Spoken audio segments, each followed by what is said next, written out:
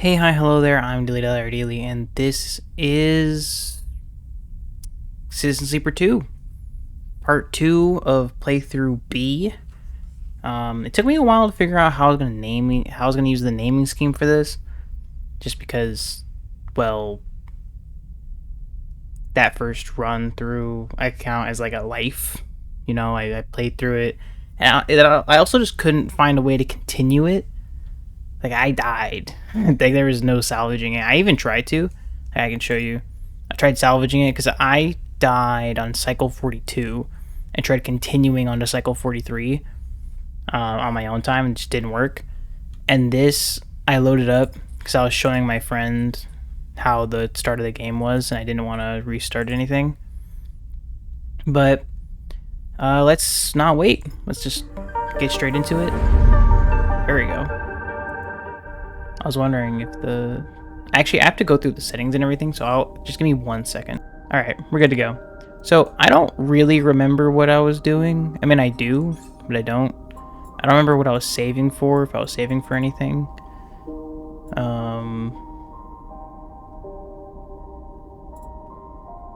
This might be a good idea.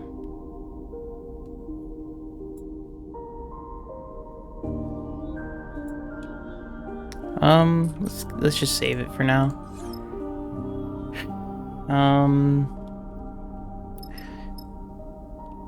I don't really know. Okay, so I know we're being hunted. I remember that. I know we can stay here for a while. I'm out of dice. So I think the last thing I was doing, I think I was going to end the cycle.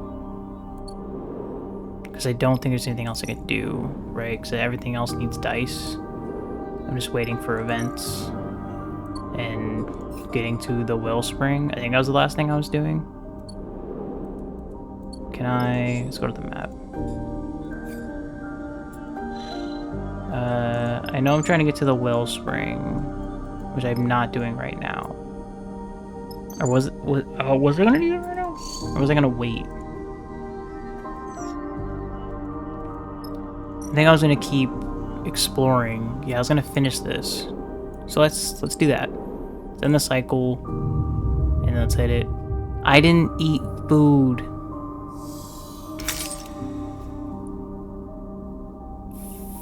Fuck.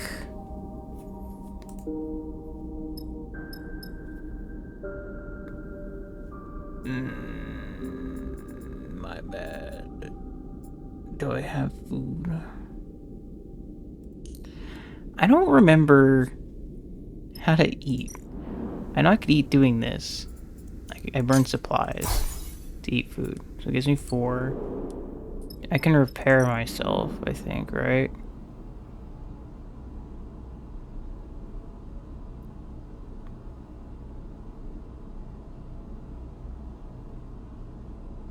This is salvage. This is me using... I think I was saving these. Was I not? Was that what I was doing? I really wish I didn't fucking do that. I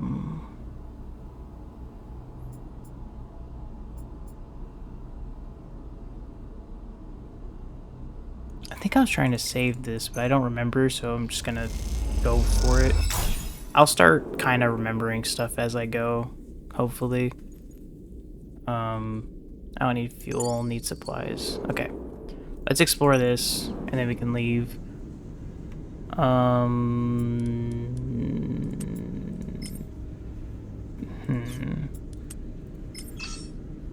That's a horrible idea. So probably doing this one. Yes. Alright. What do we got? In Holmes Rock, it's impossible to get away from the feeling of living, working, and eating in a ruin. Most of the belt is built on top of the remains of Solheim's infrastructure, but there are plenty of places where the modifications or extensions to those structures eclipse the original foundation. In Holmes Rock, it is the reverse. The station is a small warm patch of the center of a network of tunnels and bays that stretch within the rock, most of them dark, damp, and wrecked. a sprawling foundation that will never be built upon. Every so often, gliding on your way between Senna's Rest and the Suncatchers, or from the docks to the depot, you find yourself in one of these dark tunnels. That's where you are now. You float, stopped at a four-way intersection, no light visible down any tunnel. Well, as my good friend Section always says, right is always right. You glide right into the narrow... I should put my glasses on. I should clean my glasses at some point. You glide right into a narrow passage with pipes running around its walls. One of them rumbles with a soft current. What could be flowing here? You're at another crossroads. Let's go straight. You drift straight ahead through a tunnel where loose wires wave in the dark. On either side, tiny lights occasionally blink, signs of a ghost network still running in the walls. You arrive at another intersection. We go right.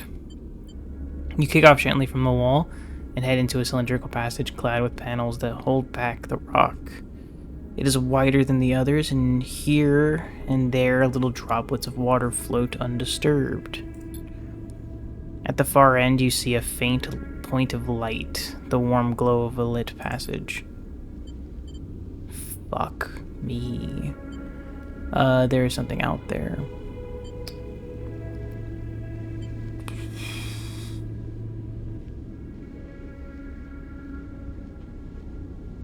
Fuck no. I'm not risking damaging myself further. I already have enough problems. This has gone far enough. You turn and glide hard out of the tunnel. Doesn't take long to reach the well-lit passage. This is not the music for this situation, by the way. As if they were waiting just behind you. Though you can't shake the feeling of being followed as you ascend back up to the station. I double-clicked. New location. What's the new location? This? Sealed Bay. Solheim data.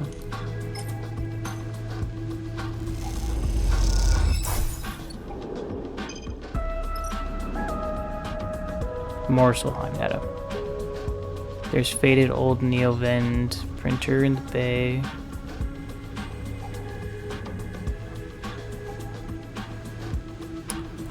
I need another Solheim data. How do I get Solheim data?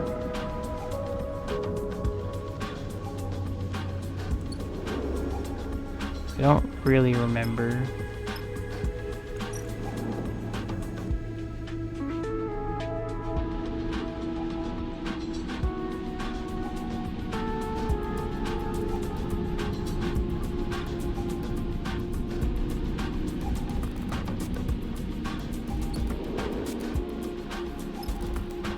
I don't know if I can get Solheim data here, but also it seems like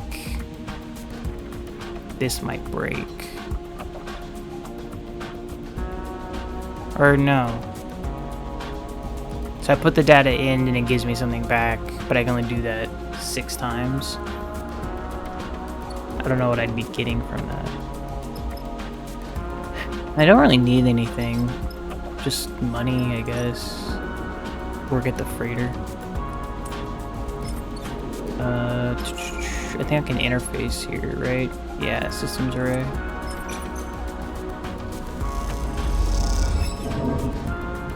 Or I get nothing. That's really cool.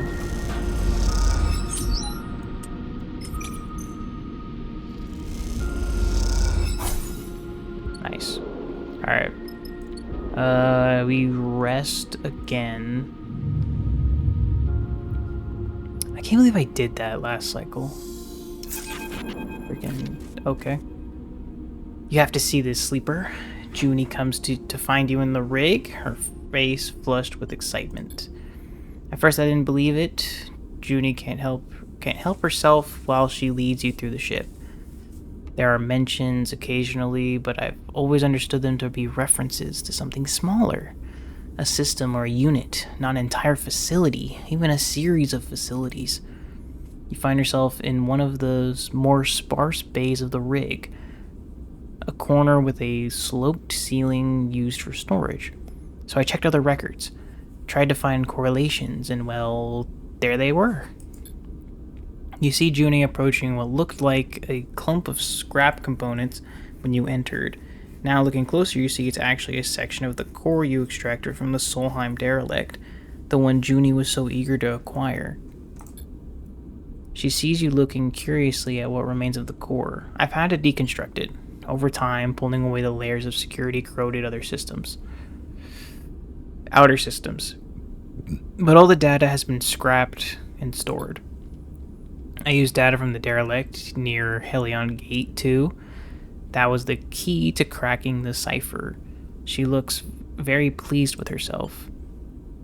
It's really quite something to confirm a rumor like this. I surprised myself. She turns to you, slightly manic look in her eyes. Reading all this dialogue is reminding me of stuff that happened during the last part. I really should have watched that part, now that I'm thinking about it. That would have really helped, like, to remind me what the fuck I'm doing. Right. What did you find? They refer to them as bunkers. Okay. Juni shifts to her deck, floating on the end of the thick connecting cable. They were a form of self-surveillance for Solheim, a way of monitoring their own systems and employees securely. Can I use space? They were hidden, mostly automated, linked into the network by arrays, intended for vast amounts of data capture, to be poured over by a small staff. Juni taps a few keys on her deck. Okay, can I use any of my buttons to, like, interact? No. Okay, I have to use my mouse. Most were understood to have been purged in the collapse. Okay, most were understood to have been purged in the collapse. Shut down, depressurized, even sent on collision trajectories with other bodies. She pauses. Though I suspect that the last one is a little too far-fetched.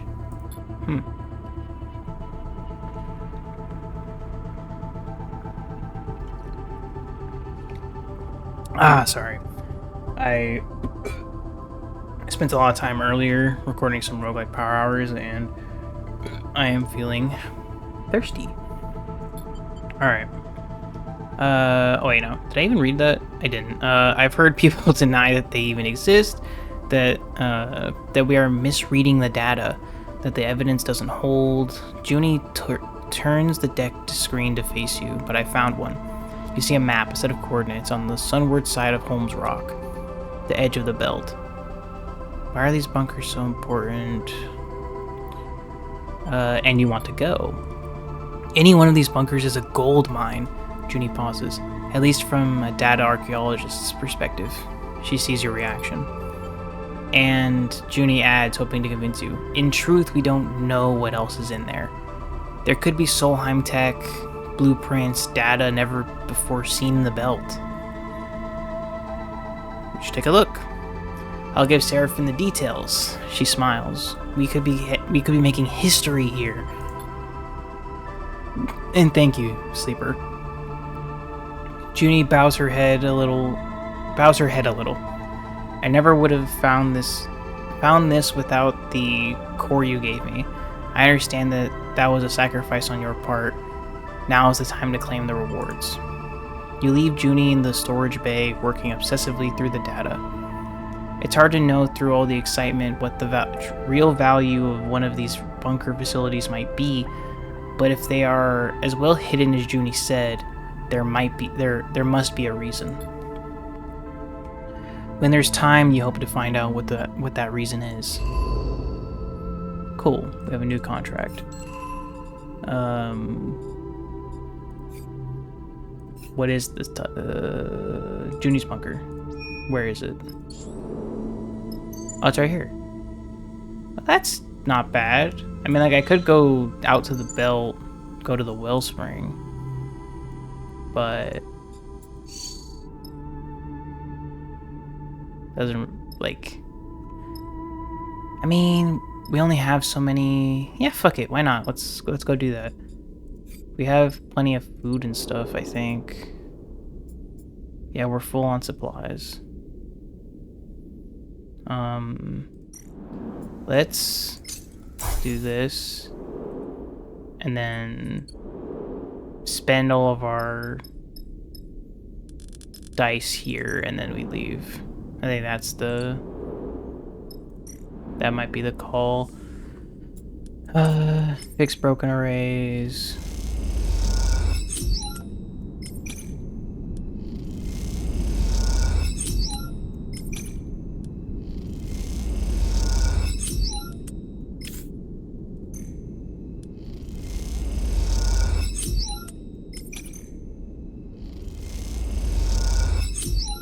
Alright.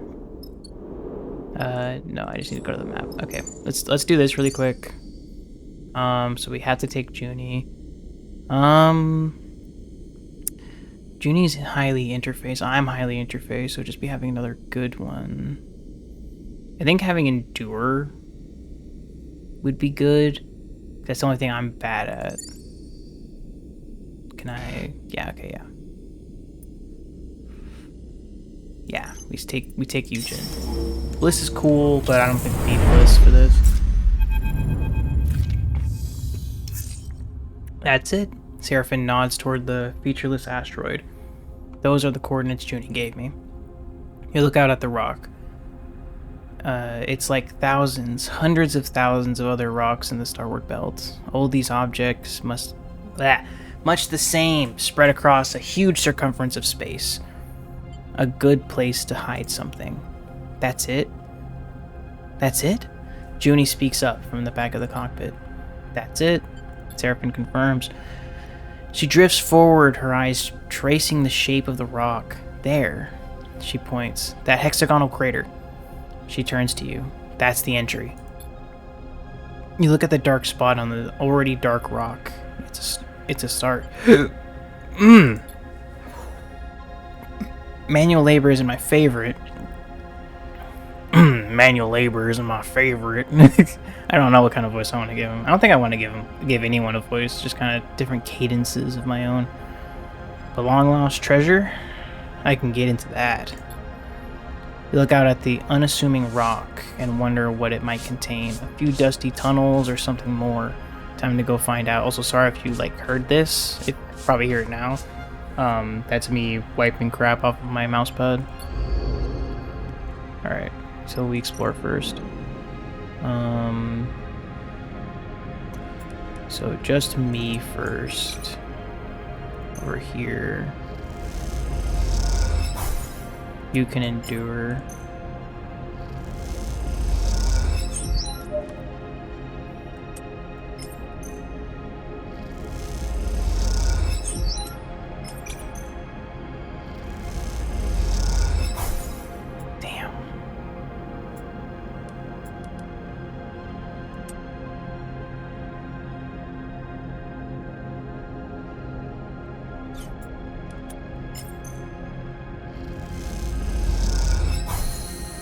Sorry, man, but one stress for you versus me losing a die, that's a big deal.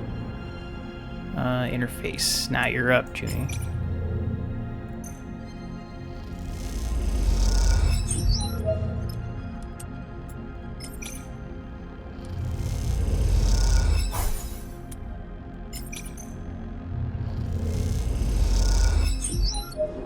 That's annoying.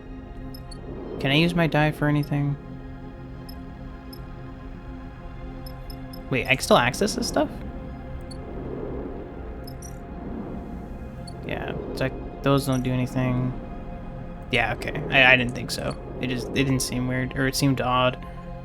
I mean, I could just go for it. Maybe.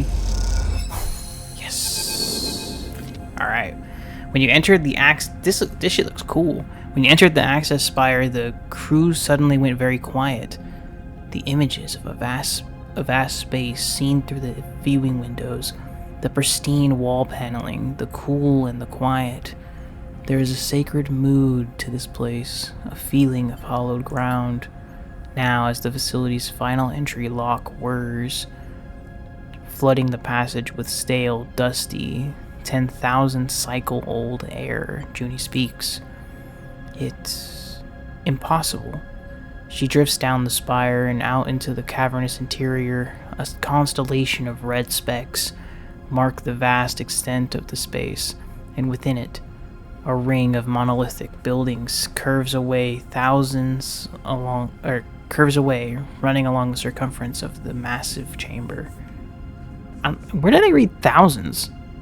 Jesus, I am off my game. I'm illiterate. You follow her slowly out of the doorway and into the bunker. With a name like that, you had imagined low, sloped ceilings, stark tunnels, a basement cut into rock. But this place is a cathedral, a cocoon the size of a city. A cocoon the size of a city. This is more like it. Eugen follows you out into the cavern. This is a treasure house if I ever saw one. We aren't here to loot. Juni turns back to give Eugen a reprimand look. This is a historic find. Eugen shrugs. Historic or not, it's gotta be worth something. Descending to the ring takes a while. Despite the empty space, no one wants to rush through it. The feeling of entering a sacred territory remains. Though the deeper you go inside, the more obvious it becomes. Though the deeper you go inside, the more obvious it... Damn. Though the deeper you go inside, the more obvious it becomes that this place is more tomb than temple. You touch down amongst the gray metal units, most of them featureless and dark. They tower above you now, their plain frontages, revealing little about their function and interior. Stay close. Juni moves ahead into the gap between two structures. This place is a labyrinth. What in the motherfucking shit? Well, this is the thumbnail character. I'm just saying that now. Like, the ever-loving fuck is this? Welcome, visitors. A pale flicker appears near one of the units. At the top of the square pedestal, I am the warden. Please provide access credentials. The flicker stabilizes into a figure, a statue of pulsing light. It pauses for a moment before repeating its request. Juni freezes and holds a calming hand out to you. She retrieves her deck, sliding it carefully from her backpack and turns it on. You look over at the warden, who waits patiently, wide-eyed and absent, restating its security request with a regular rhythm. You guess that this avatar just exists to make human interactions comfortable. Its true body is the facility itself. This vast interior ring, speckled with sensors and systems. Suddenly the warden stops speaking. Then a flash of red passes along the corridor. Credentials not provided. Lockdown activating in 10, 9. You look over at Juni, whose eyes are rapidly scanning through a screen of data. Festning? Juni stumbles through the pronunciation of the passphrase. Lighter... ill-disted? I can't even say that. Litter ill-disted. She looks up at the warden's avatar expectantly. The warden flickers again, distorts and then stabilizes.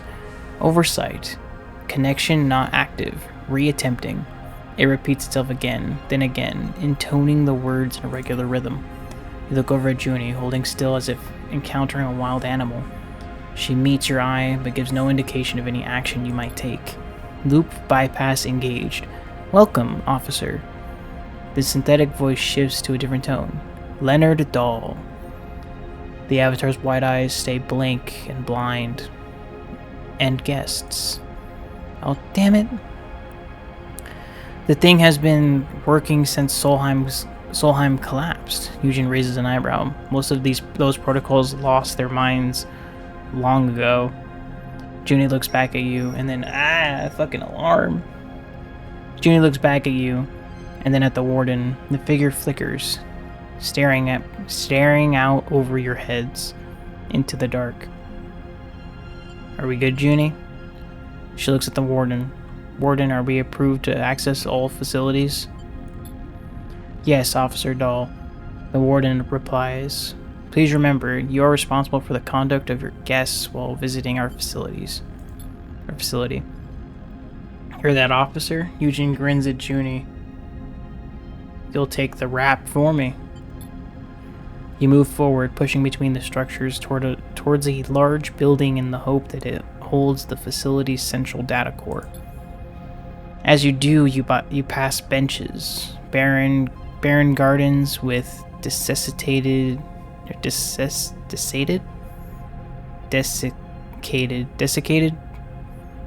grass.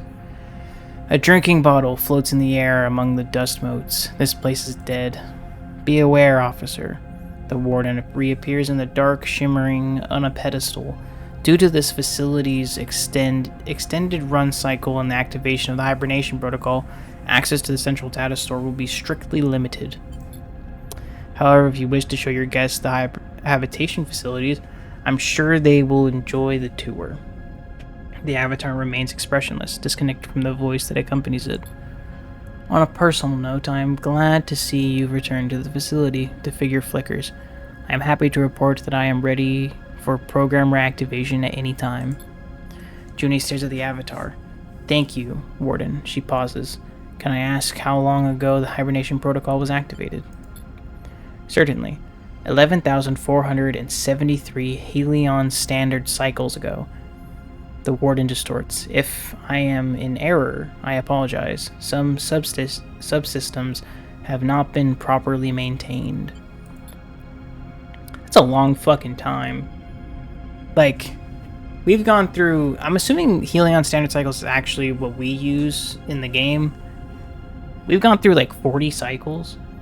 This is 1,100... No, 11,000. I knew I read that right. 11,473. Jesus. You look at the blind avatar standing on its pedestal. Damn it. Okay. Standing on its pedestal. Waiting for an order that will never come. So many cycles in the dark, patiently holding this place together as it fell apart, resisting entropy in its bubble of the past. Thank you, Warden. That'll be all. Juni nods to the avatar, which promptly blinks out of existence, leaving only the dust and the dark. She turns to you and speaks quietly, though none of you know what sensors the Warden's vast body might have. My access. It won't last long. She sighs. We need to make the most of this. I don't really know. I mean, maybe the core. We just search the what is search like? The searching facility is like fuel supplies. Like we don't really need that shit. Let's just go straight for the core. The warden won't like that, but it's where the data is. Glances around. We can try to be delicate. Take it little by little. I don't know how long this will last. Juni sighs. Let's get on with it. Okay. Facility, core. I know I'm gonna have to rest right now. So, Eugene will be doing that. Bunker core. Me and Juni will be doing this. Okay. We don't have that many turns to deal with this. Okay.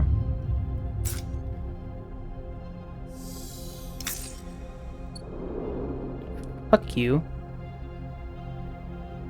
Oh, I rolled a 1.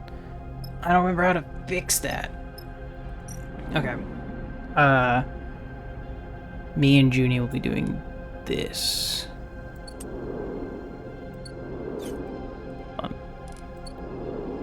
Eugene, I'll just do your stuff first.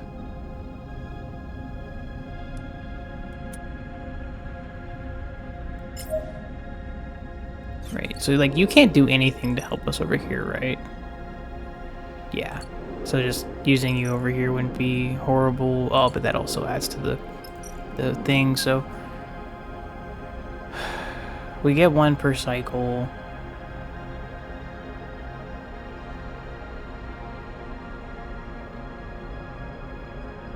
Or I don't quite get how that works, so whatever. Let's just, we have a 100% chance, so +2 for that. Juni. Also +2.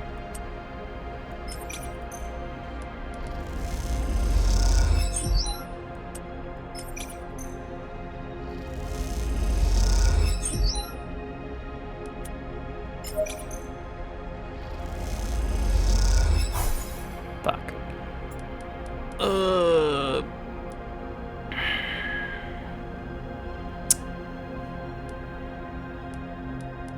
So if I do that, 50, 50, this will give me 2. Say 2 for a perfect on either side.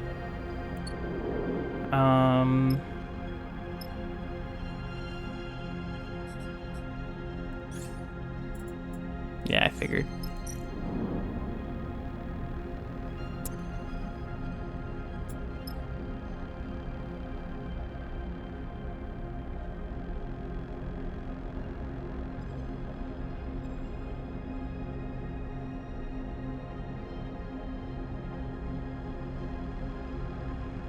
So I add stress, but I get +2 to the lowest die. So this will be a 3, be a 4. That could be enough. But I also don't have to risk it, right? Like I can just do this, and I can rest. Like I don't think we're stressed enough to have to do that, or to have to like push it.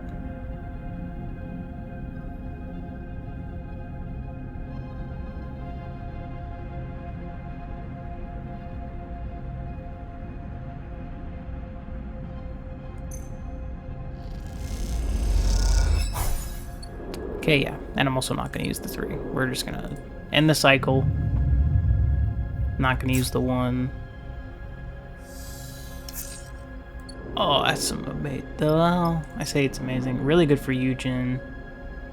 I see a 4, right? Because that'll be a 5. Yeah. Great. Done. Done. Eugen removes her cable from the data core's port. She looks up from the boxy piece of hardware, one that wouldn't fit inside any ship short of a freighter, and stares at the domed ceiling above, an oculus at its apex, letting a shaft of light into the hall. It's a grand piece of architecture for what amounts to a massive piece of data storage. But then Solheim always did have a sense of grandeur when it came to its projects. Why should a secret signal monitoring facility be any less opulent than its other buildings? Find anything good? Hard to tell. She squints at the vast data core. There's too much in there. I barely scratched the surface. We'll only know what's really there when I have time to process it. We should go, Juni sighs. I'm not sure how the warden will react. She looks back over her shoulder at the vast core. I don't think we'll be let back in to get more. As if listening for its name, the warden suddenly apparates on one of its pedestals. It stares, statuesque, across the hall, its eye line way above your head. Officer Dahl. Its voice sounds strange now, stretched, drawn out. I have detected inconsistencies in the central data core. I believe there may have been unauthorized access. Juni looks at you nervously. Thank you for bringing this to my attention. I will investigate when I can, but for now, my guests and I have to depart. The warden flickers. The warden bends and warps. The warden screeches a pulse of digital noise. Of course. The warden's voice is still broken, still slowed. I hope you enjoyed your visit to the facility.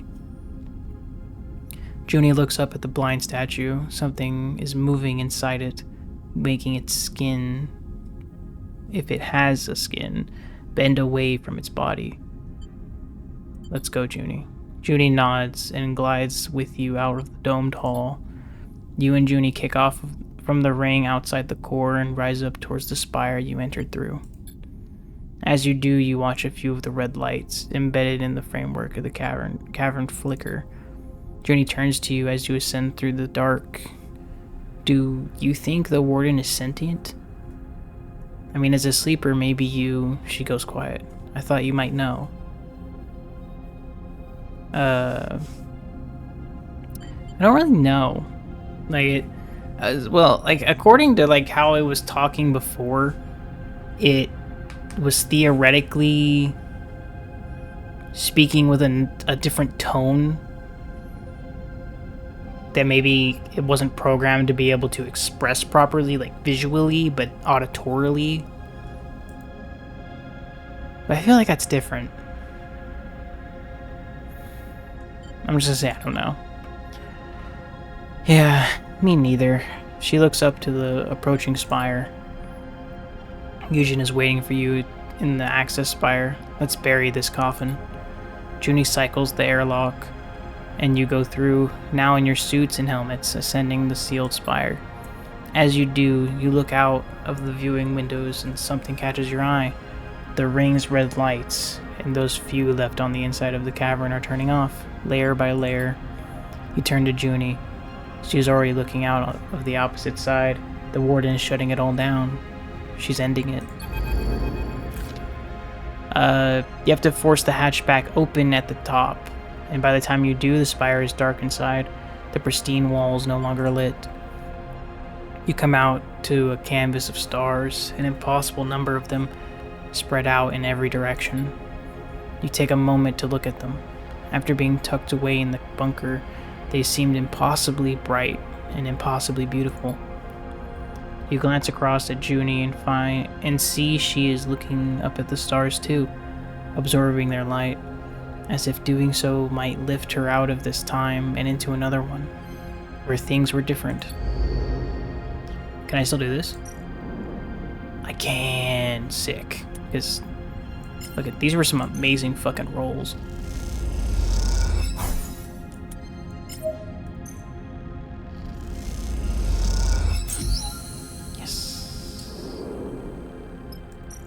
We got... Had to do both?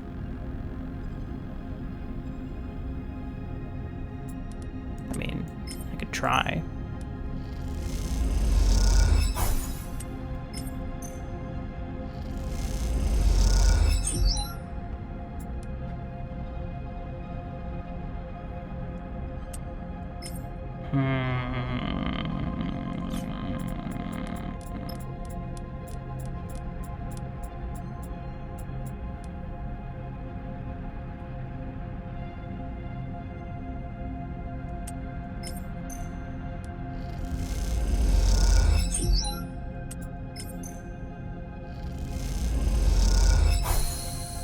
Let's go. Okay. There's an unsettling quiet to the HAB units of the facility. But let's just pretend I did that other thing after this. A soft silence that blankets every room and hallway. It is obvious from the number of rooms the detritus,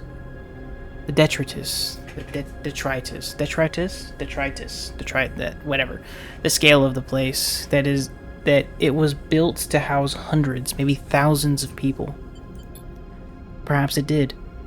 Perhaps at the height of Solheim's control of the system, these rooms were filled with life. What kind of life would it be, though? Maintaining and running a secret installation inside a distant rock? No sun to speak of, no outside beyond the vast cavern that surrounds you. An eternal dark punctuated by the flash of artificial light. And yet, even in such places, lives grow. You know that yourself from being a sleeper.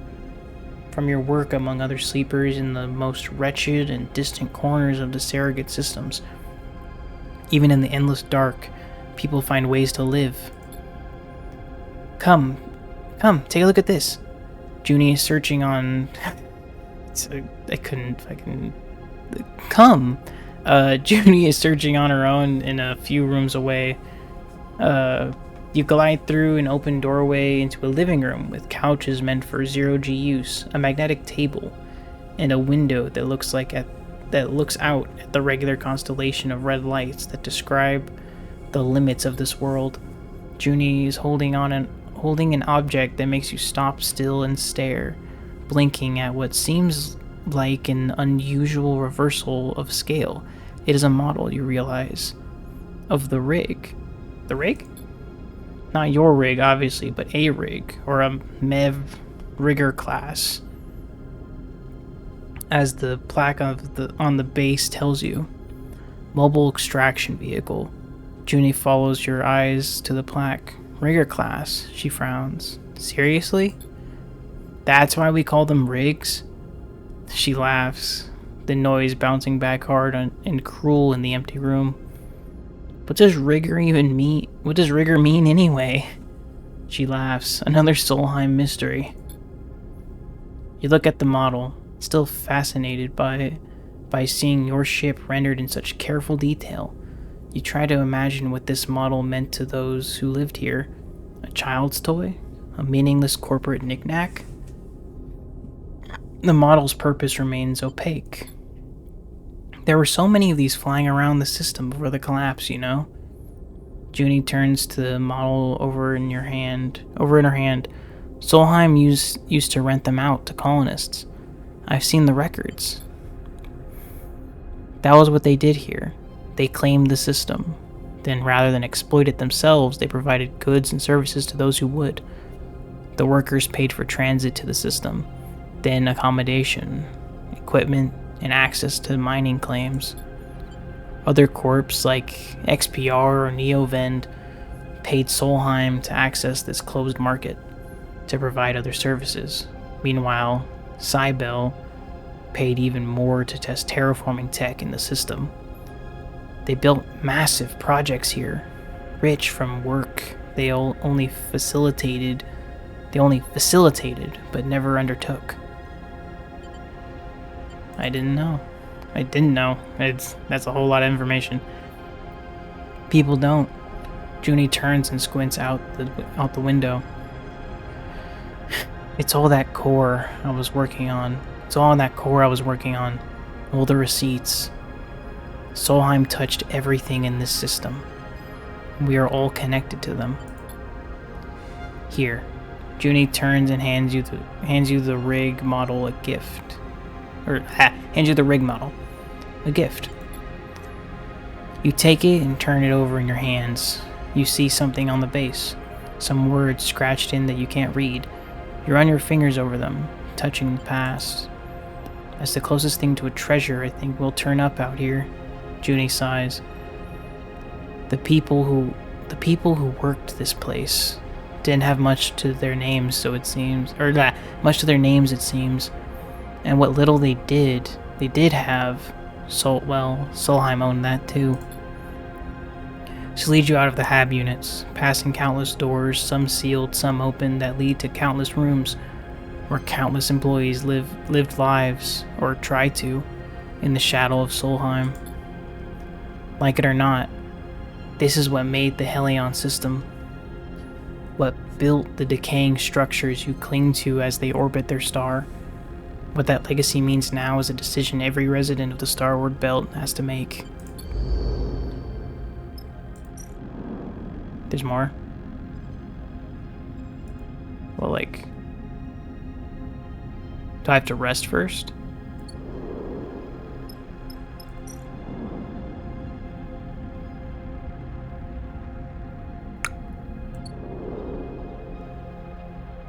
I don't want to stay.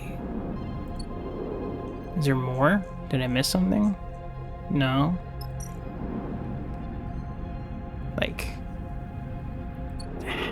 I think I can buy supplies at the other place, so let's end the cycle, refresh it, see if there's anything new.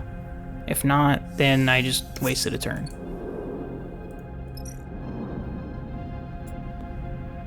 Yeah, I think just completing that makes it so that we get a special event when we leave. That's my best guess. So I just go to the map, right? Yeah.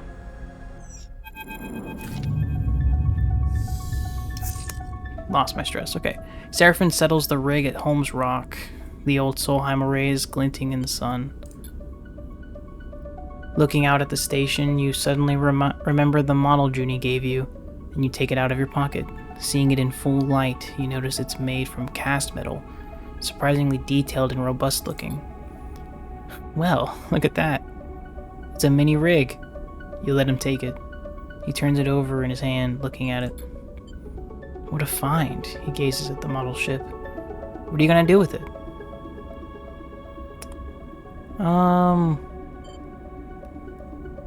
That would probably be a hazard, right? Like, less view through the window?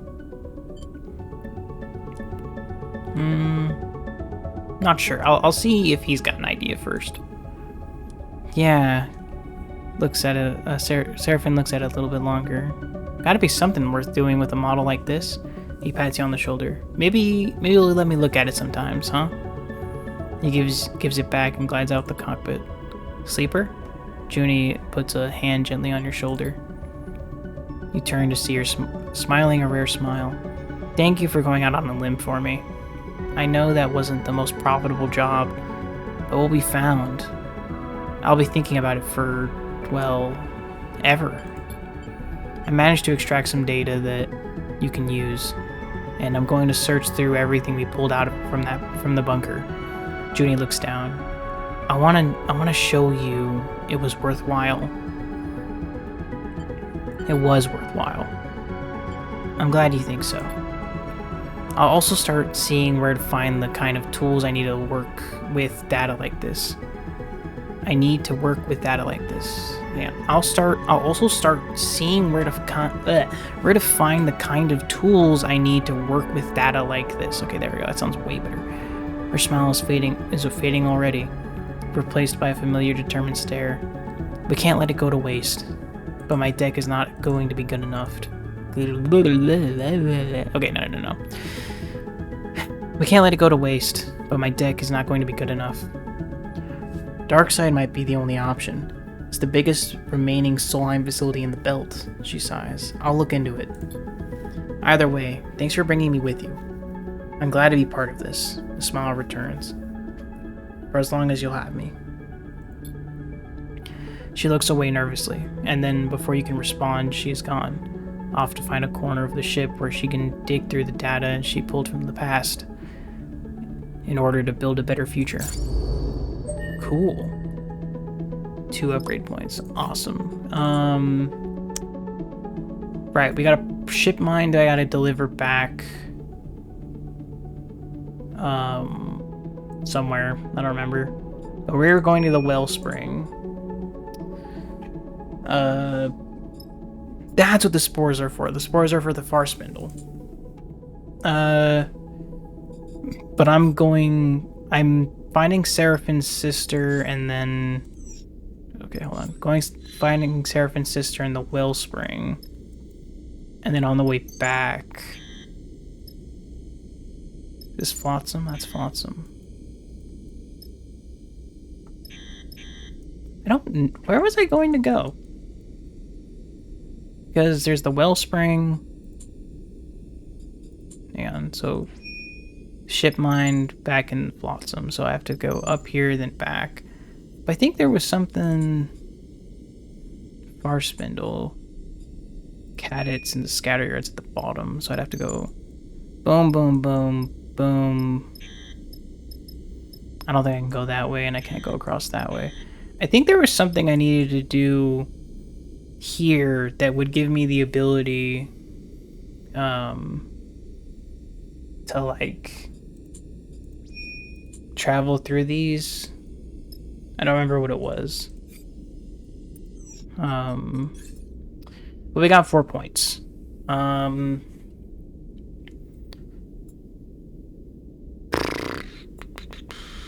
don't really like using the push. My push isn't very good. Because I have to focus the die, and And then if I get a positive outcome using that die, I guess doing this would be better. The less stress I'll have. Dude, getting all the way down here would be really good. But also getting intuition would be really good too. Because I don't really need endure. Because Yujin has endure and engage. So it would just be intuition, because I can't always bring bliss. And I already have everything else. So let's do intuition. Cause I don't feel like upgrading push. I don't think it's worth it. Let's burn my dice. See if we can buy some supplies. Yeah, fuel. Right.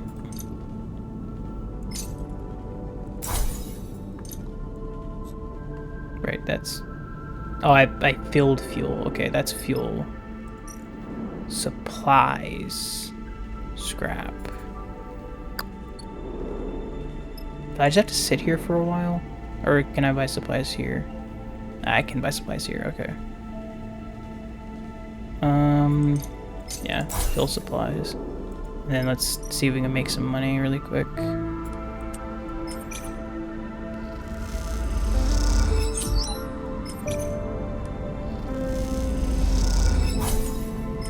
Make the money back.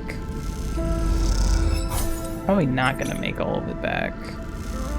But we can stay okay, because even like having 200 is a lot of cryo, you know. And then I don't. Oh, I got a shit ton of Solheim data. What will this get me? Rare component. Oh, sick. So I can better repair. I can repair myself. How many was it to repair? The 3? No, it's over here. It's 2, so I can do 2 of those. And what's this for? This will give me energy, or no. What does this do? Recovery. It'll reduce stress. Okay. I don't really need to do that. I think I'm good to go. Right? Like, I've already burned all my dice. Unless I want to do this again. Get more components. Let's keep the 3 Solheim data. Maybe I can use it at the wellspring. Let's go to the wellspring and help Seraphin, because I already have so much shit. Okay. Seraphin! The shout echoes through the ship, reaching you in the cockpit. You see the angle of Seraphin's head change, but he does not respond otherwise.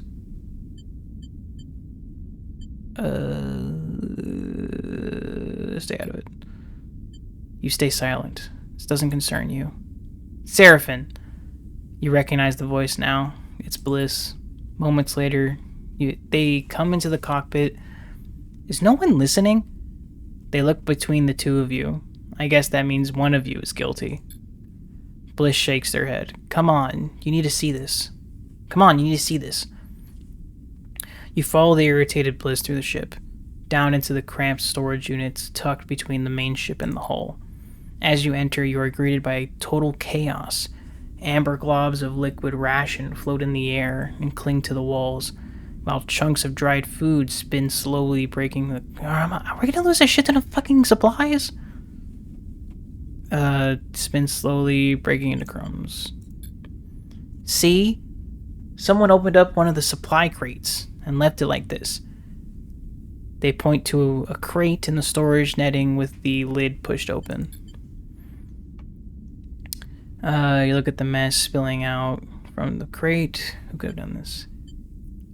Well, neutral. You take a moment to pick through the food. Find a torn open pouch of liquid rations. You turn in the light and see a set of evenly spaced gashes in the edge. Looking at the chaos, it's hard to imagine a person doing this, especially one of your crew.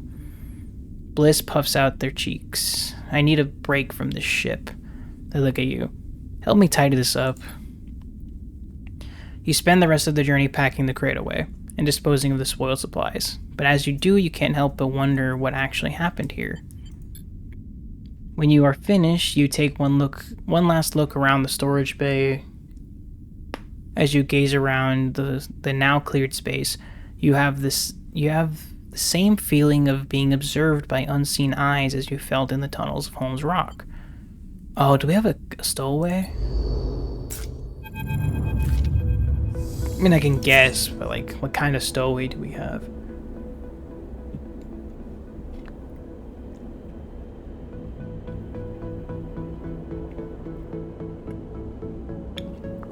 You know, man, sometimes water just fucking hits. You know what I'm talking about? Alright. That was a sound. Okay. As he brings the ship into Wellspring's docking ring, this place looks cool. You notice a rare tension in Seraphin's piloting. He jerks his stick a little too hard while the docking bridge extends. A proximity alarm goes off. He curses under his breath. You okay there? Just fine, sleeper. He keeps his eyes on the monitors. I'll get Bliss. You look at the lateral thrust control. It's a little sticky.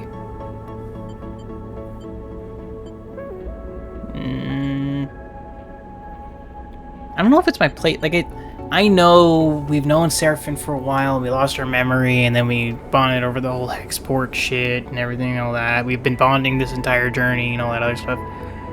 We're here specifically for Seraphin's sister and everything, but like,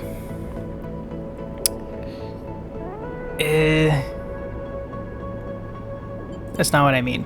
Seraphin doesn't respond, but you see him grip the rig's controls a little tighter. As the ship stops, the docking bridge connected, you lean forward and look out the cockpit windows, trying to get a good view of the icy surface of Wellspring below. Is it icy? Well, I guess that makes sense. For some reason, it kind of seemed like Wellspring was just like a rock, you know? Because, like, it doesn't really look like a planet. It's more like a giant asteroid, like Holmes Rock. The harsh, gleaming ice gives way to the steep sides of the cut, the asteroid's one city. It glows and steams with warmth, and peering down into it, you cannot see the bottom.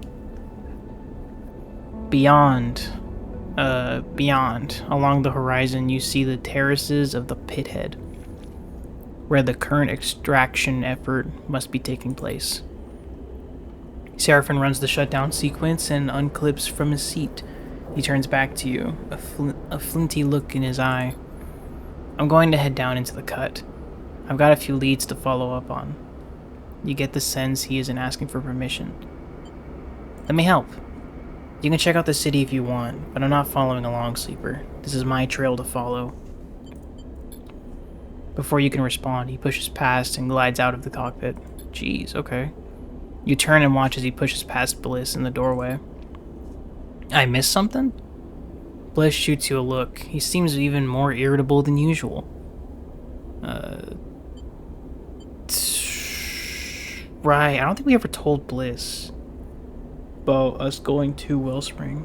It was just Seraphin bringing up what he heard after the Hexport disaster. It's his business. Fair enough.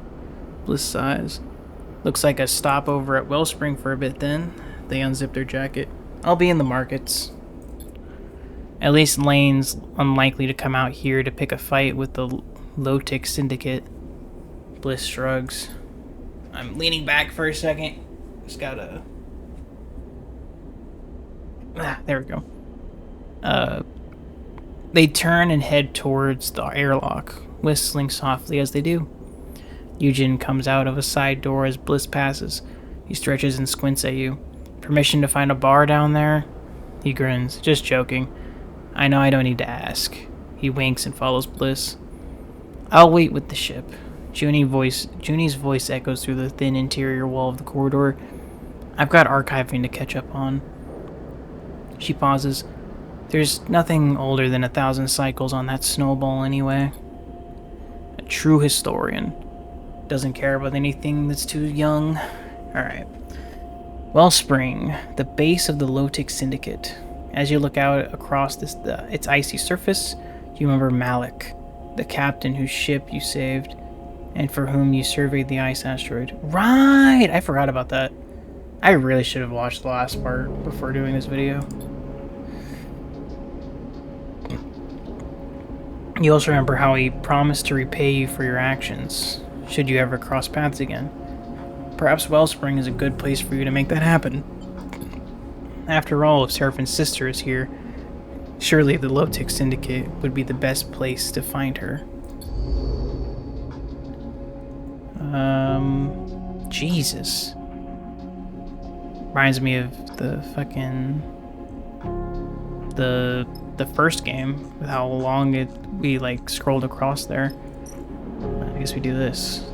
Because it seems to be where the game wants us to go for the drive. Oh, we got some fucking beastly rolls. Is there anything I can do over here? Oh, I need a low-tick pass. So I probably have to explore the cut first. Bar. Buy a meal. Do a shift.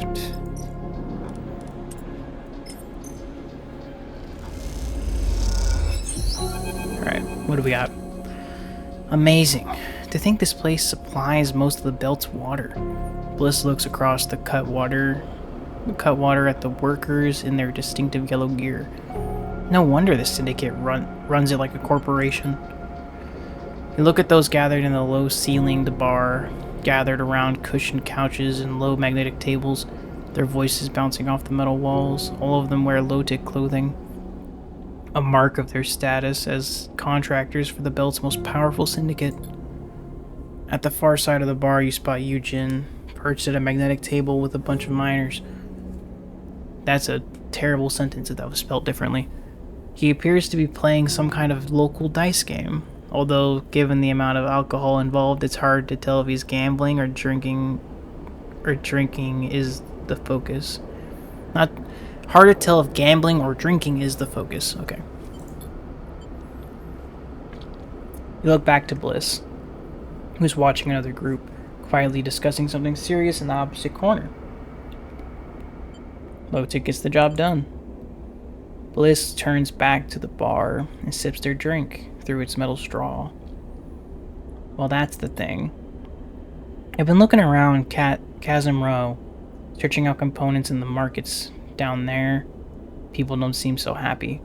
Bliss meets your eye. There's a lot of talk of contracts. It seems Lotic's been locking down its workers, giving the war in the inner system as an excuse.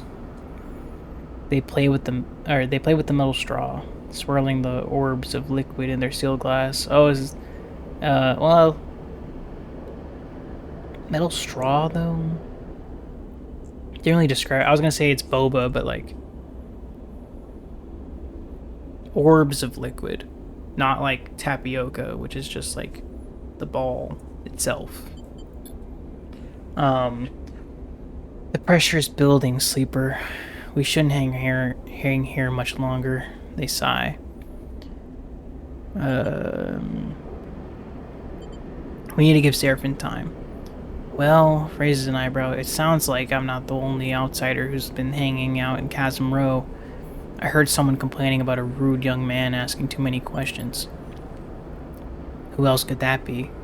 They laugh. That's the place to start, if you want to find our boy. They said he was asking about the rhyme market, but I have no idea what that is. Definitely a touchy subject for locals, though. I'll head there now. Bliss nods. I'll finish my drink. They smile. Let me know how it goes. You leave the cutwater, shouldering your way through the crowd of boisterous contractors. There is this conspiratorial mood to the conversations now that Bliss has mentioned it, and you wonder what all the talk is about. You hear a bellowing laugh from Eugene as you slip out of the door. Better leave him to it. I like how they mentioned him. They made sure to make mention of him before leaving, because earlier there's just like, oh, he's drinking or whatever. You feel the sudden cold as you leave the steaming bar and enter one of the icy passages cut into the asteroid itself. All this water in the hands of a single syndicate. If something goes wrong here, the belt will die of thirst long before the war reaches it. You turn up the collar of your jacket against the cold and head for the Chasm Row. And that's there. Okay. What do we got? Finding Rhyme Market, fill supplies. Filling supplies is probably a good call. I didn't see anywhere to fill up on fuel. Is that the depot? Okay, yeah. And we're at depot shift. Alright. I kind of wish I didn't roll 6s. I think it's great, but it's unnecessary.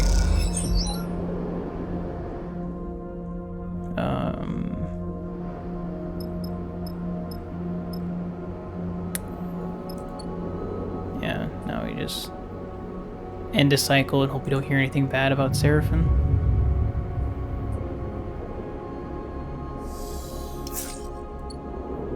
Decent rolls.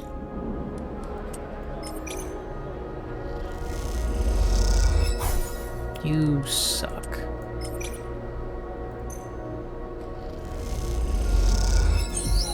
And now you give me the positive. Okay, whatever.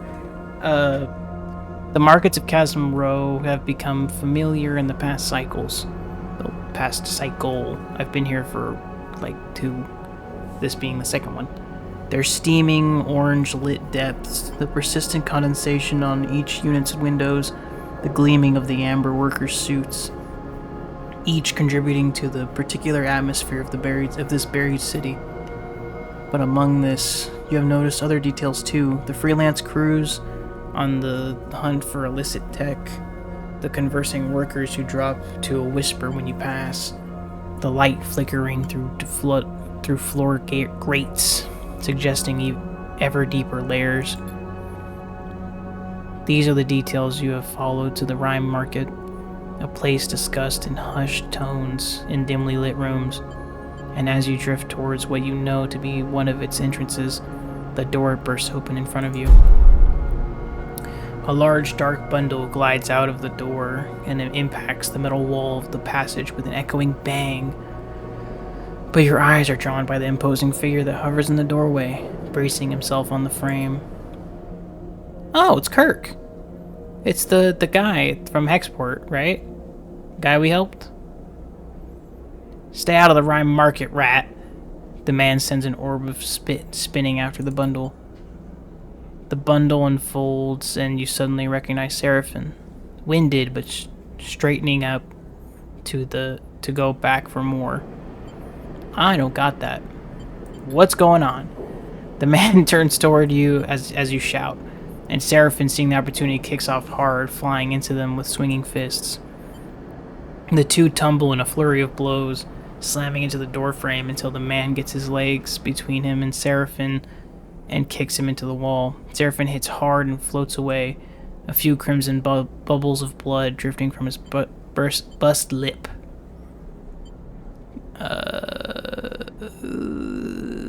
Go to Seraphin. You glide over to Seraphin as he shakes himself awake. You put yourself between him and the figure. You know when you're beaten, rat, the man calls out. It's time to go home and lick your wounds. Seraphin exhales in frustration, his anger fading, replaced by the stinging pain of his injuries. You watch perfectly round blob of blood form at the bottom of his nose. Want to explain what's happening?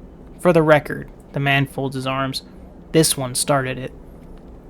He looks between the two of you, snooping around our meeting like a rat. You see his sharp eyes recalculating the situation since your arrival. I wasn't snooping. I'm looking for someone. Seraphin glares. If you'd taken a minute to talk to me before throwing a punch, maybe you would have got that. The man scratches at his beard, squinting at Seraphin. Say I believe you. What were you doing at the meeting then? Missing persons ain't our business. All I hear is this is where the low-tech contractors meet. I don't like you hearing that. Not at all. And I'm going to need to ask you who told you that later. He straightens up. But yeah, this is where the contractors meet. As if that's anything to you. The person I'm looking for is a contractor. Seraphin's frustration rises again. She uses the cover name Luz. He pauses, a desperation entering his voice. Please. I think she might be my sister. Something changes in the man's stance. He holds up a massive hand to silence Seraphin and looks down the passage in both directions. Not here. He retreats through the door. Get in. Fucking damn it. As you both enter, he reaches past you and slams the metal door behind, spitting the locking wheel with one hand. Damn. I'm Kirk, he grunts, pointing at himself with a thick thumb. Contractors are my concern, and if low-tech catch us discussing contracts out here, contractors are my concern, but if low-tech catches us discussing contracts out there, he shakes his head. Maybe this isn't the guy. I thought this was the guy from Hexport with the sister. Evidently not. What were their names? I don't remember what their names were. He turns and leads you down the passage. You pass an open door. You glance inside to see a group gathered in a circle, all of them in workers' clothes. They are speaking in hushed voices. One of them exchanges a nod with Kirk. Let's not interrupt the meeting anymore, shall we? He glares playfully at Seraphin, who remains silent. Kirk leads you to the side of a massive vertical metal pipe with a rough hole cut in the side. He beckons you both inside. You descend through the pipe in silence and darkness. Suddenly you come out through the ceiling of a wide and low hall. As far as you can see, crooked stalls and makeshift shelters dot the grilled floor, lit by scavenged lanterns and light strips. Steam drifts up through the grates, concealing the room so that you cannot see the walls.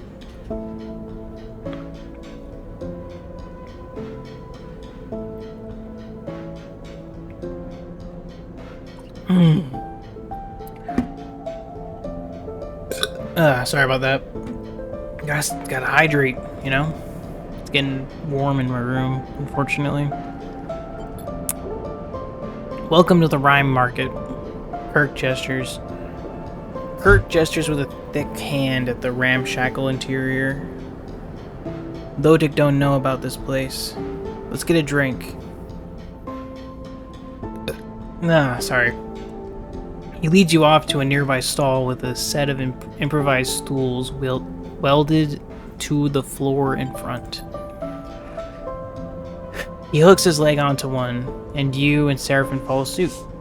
He holds up 3 fingers to the stall's owner, and a drink in a straw-pierced packet is handed to each of you. Seraphin looks skeptically at the drink. Are we friends now or something? Look, Kirk just takes a sip. I'm not going to apologize for putting you on your arse. That's on you. But like I said, I represent the contractors, and if someone is part of the family, well, he shrugs his massive shoulders, then they deserve to be heard out at least. Let Seraphin do it. Enough. You know a Luz? I saw it in your eyes. Seraphin glares at him. Where is she? Describe her. Kirk leans back on his stool. I'm not giving you anything more until you prove she's your sister. Seraphin closes his eyes. Dark hair, used to wear it long and messy. Bright eyes, broad shoulders. You see a little twitch around his eyes as he recalls. Tough but kind, tattoos, nervous laugh. He opens his eyes and glares at Kirk. That enough? Kirk sniffs. Yeah, that's her. Feels something jump in Seraphin. An almost imperceptible tension rising. It's her. His sister. Luz. Kirk speaks slowly, drinking between, or whatever her real name is one of the contractors here. She's part of the most recent contracts Lotic registered. That means... Just tell me where she is, Seraphin demands, his impatience getting the better of him. That was a more demand? Okay, hang on. Just tell me where she is. As I was saying, Kirk gives Seraphin a pointed look. Those new contractors are restricted to the pithead. In fact, that is what we were discussing when you interrupted our meeting. Seraphin looks away in frustration and beholds his tongue. Since the war, the Lotic Syndicate has been trying to lock down Wellspring. They went from loose association of mining groups to an autocracy,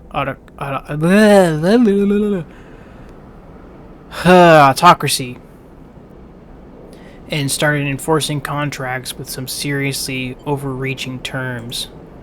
Your sister? She's on one of those contracts. Lotic are acting like they own her and the others, because according to their contracts, they do, which is exactly what we want to do something about. This cycle. He forcefully taps the bar with the finger.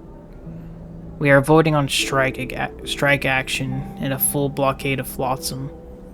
We will bring Syndicate to the table too. Seraphin knocks his drink away and kicks off from the table, disappearing into the market. Let's hear what else Kirk's got to say, because worst case scenario, and I hate saying this, we will run into Seraphin later. Wellspring is not a very big place.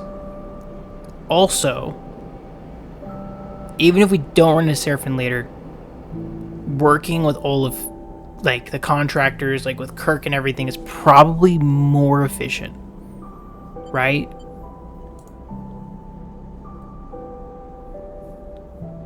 Because, like, sidestepping this just doesn't seem like a good idea. Doesn't seem efficient. So I'm gonna stay with Kirk. Kirk watches Seraphin go with a disappointed look in his eyes. Your friend will go to the Lotic Syndicate. I know it. He sips from his drink. They won't help him there. Kirk's bright eyes meet yours. The Syndicate will do nothing for him or for you. Trust me. I want to help you, Sleeper. I want to help your friend, but I need your help in return. I want to help. Good. I knew you would. Kirk places a plastic pass card into your hand. Oh, it's the card that I need for the thingy, I assume.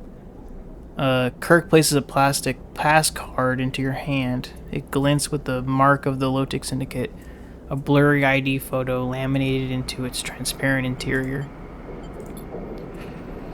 This will get you into the pithead. You can see for yourself what's happening there. Don't follow your friend to Lotic. Go to the pithead. Find Luz yourself. He meets your eye. When you do, come back to me. And we can discuss how to free her and everyone else like her. If you go to Lotic, if you meet with them, I can't help you. He releases your forearm, drifts back into the crowd, disappearing into the steam and darkness. I didn't even know he grabbed us. When did he do that?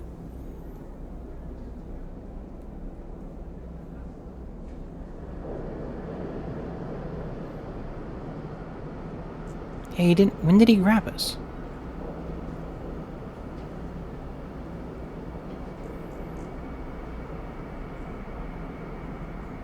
He didn't grab us. Whatever. You catch up with Sarah. Yeah, see? Took like no time. Catch up with Sarah from the bustle of the rhyme market. Among the steaming crowds. I can't have been the only one who saw his pitch coming a mile off. Seraphin is bristling with anger. What kind of idiots does he think we are? Is that what this is about? This is about getting my sister out of whatever mess she's gone into. Seraphin starts to push through the crowd towards the exit tunnel. We need to speak to Lotic. Forget these clowns. He shoves his way forward. We don't need to get tied up in this. We just need to get her out. Seraphin forges on ahead, and you get caught in the crowd behind him. As he disappears from view, you curse his impatience. You float there for a moment, buffeted by passing people clutching into the Logic Pass, trying to decide what to do next. Well, find Luz, duh. Like, is this a fucking question? Right, Margaret. What can we do here? Rare components? Like these to fix my shit? I mean, that's a pretty good deal. It's pretty fucking expensive, but it's a pretty good deal. Let's find Liz.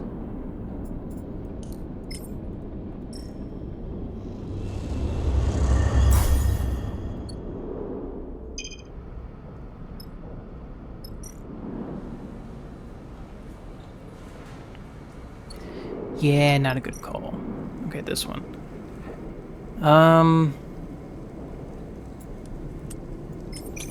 See what we can get for a neutral. +1. And then what about a positive over here?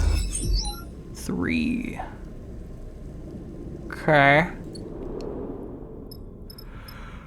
That's kind of what we're looking at. At least we can stay here a while. Because of the fucking... we don't need that. We need cryo. Because we aren't being... Or we won't get chased by, I forgot his name. Yeah, let's get some food really quick. How much will this give me? 18... 4? Jesus. Okay, let's look for Luz.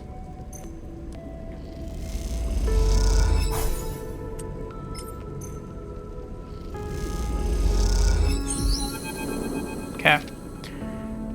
Let me drink some more water.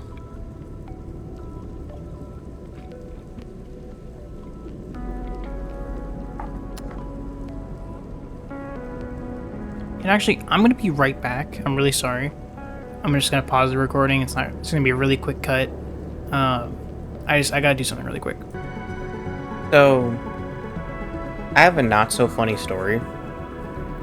I left, right? I said that. In fact, I said that about 5 seconds ago. Oh dear. Okay. Sorry, OBS froze up for a second. I don't know if you still heard me. But, yeah, I left about 5 seconds ago, and then I came back 8 hours later. Yeah, I was going to come back right away, but I drank some water, and then I decided I was going to lay down for a minute because I just didn't feel quite right. And lo and behold, I fell asleep. So, I am going to do my best to kind of go through this part of the story and then upload what I have. Not going to be a 5-hour video like I was originally planning to, but, yeah. Well, let's just get through it, you know? At least I'm well rested. I still have my water. So, let's do it. The shaft descends towards us. I don't know why I'm trying to put my hand on my keyboard. Okay, sorry. Let me reorient. Okay. The shaft descends towards a slump in the depths of the pit. Here the air is freezing cold to prevent the ice from melting into globules of floating water. If your breath carried water, you would be able to see it in the air. but the absence of steam in each exhalation only serves to remind you of your own strangeness. Not that anyone else notices, the workers' heads are low, their eyes fixed on their work, shuttling chunks of ice and tools up and down the shaft. At the end of the nearby tunnels, you see the bright sparks of ice cutting in progress, slabs hanging in the air in that strange way that they do in 0G. Some loose memories of the time before Darkside, before Lane, before freedom come to your mind. The familiarity of the cold, the sparks, the endless toil. It chills you more than the packed ice on either side of you ever could. You reach the bottom of the shaft. A metal grill marking the terminus. It squeals as you push open the barred door set into it, and safety lights flicker on, lighting up glittering ice particles all around in their hard beams. It is as if all the stars are held here in this cavern. As your eyes adjust, the massive space comes into focus. It seems to have no up or down, just countless dark shafts and terraced pits into its side, all around silhouetted by their work lights. Contractors cut and haul and gather. This is where those locked-in workers are being held. Ah, jeez. Caught in a contract clause that permits an endless shift. The atmosphere is grim. At the center of the cavern floats a construction of welded-together habitation units. A heavy twist of cables stretches from this improvised structure past you and up the shaft behind, tethering it to a central power source. On each of the 6 sides of this strange apartment block, a set of struts project outward, bracing the construction against the cavern walls. The block itself is wrapped in insulation, clad in protective plates. It glows with small apertures and lights.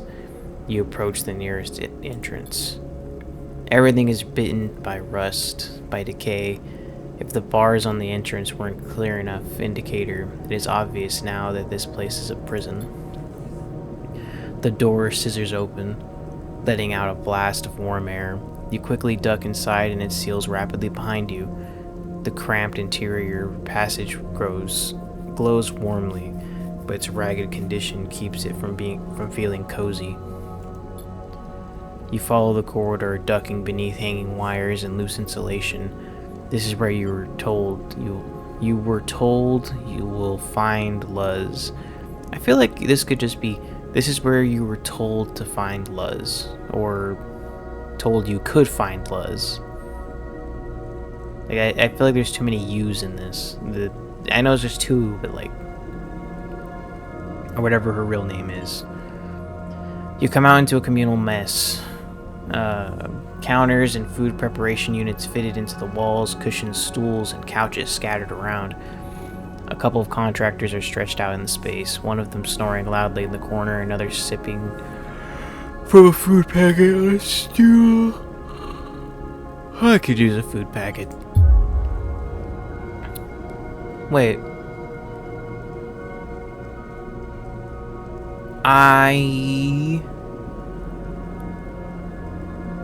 I'm dumb. Wait a minute.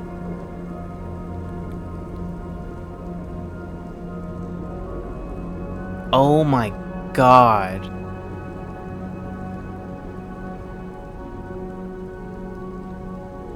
I know I said in the very first part that I hadn't completed the DLC for Sister Sleeper 1, but I saw her face and the hair and I immediately thought, I feel like I know you. And then I thought about Seraphin and I was like, I think I definitely know them. I think they're from the DLC. I could be dumb. I could be really dumb. I could be very dumb. 100% fairness. I'm just gonna keep going with it. Maybe they'll say something about the past, like how Bliss did. Cause I know for sure Bliss is from the last game. I remember her plotline a lot. their plotline a lot. Suddenly, a door on the far side opens out to the cavern, letting in a flurry of ice shards that quickly become scattered orbs of water. You watch the figure as they glide into the warm light of the interior. With their dark hair and bright eyes, you know this is who you're looking for. You meet eyes with hers, and something sparks in that dull and cloying room. It's as if she recognizes you. Sleeper? She looks in a haze, her hair stuck to her forehead with sweat, her eyes still adjusting to the interior. Luz? She nods slowly. You see her scan you, taking in your clothes, the way you hold yourself, your face. For a moment you feel exposed, aware of your damaged vinyl skin, your industrial markings, your doll-like features. You feel the familiar sense of being objectified, but also something warmer below it, a recognition of what you are. She blinks, exhales, and shakes her head, realizing she's mistaken. Give me a sec, alright? I just finished cutting 100 cubic meters of ice. She pulls back her hood. Haven't seen you down here before. They just contract you or something? Hang on. Realizing she's mistaken. Like, I swear she's from the last game. Because I think she's from the DLC. Maybe she's from a different part of the game and I'm just like putting her face to something else. I'm not 100% sure, but like I swear I need to know what her actual name is, if it's her actual name or not. And this is a whole different person, because she doesn't really, thinking on it, she doesn't really look like Seraphin. If they're actually siblings, they also could just be adopted. Whatever. She pulls back her hood. I haven't seen you down here. I already read that. The tension drops, but you get the feeling she isn't quite looking at you. She crosses to a food unit and pulls out a packet. Slotting it into a warmer. She thumbs it on. First sleeper I've seen in a long while. She doesn't take her eyes off the slowly warming food. You'll do okay down here. I know you folks are tough and stick with the job. That's good. The rest I can show you once I've eaten. She laughs a little to herself. I'm with your brother. My brother, she pauses, her eyes not leaving the warmer. I think you have me confused with someone else. We need to talk. She turns to face you, and you see a wet shine in her eyes. What are you going on about? You realize what you need to tell her. I don't feel like this is a good idea. Because like I said, yes, Sleeper had they had this whole moment, like here somewhere,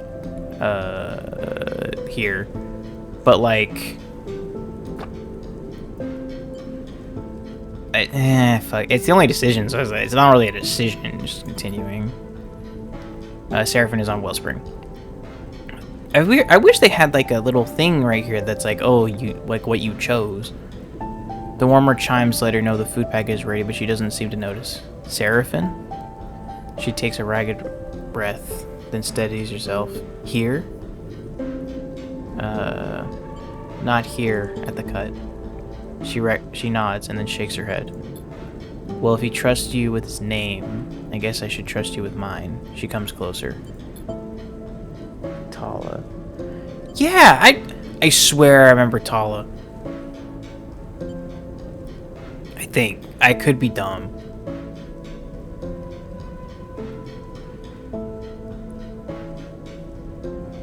Sorry, I'm like picturing her, and I'm trying to picture who was in the DLC, and she was the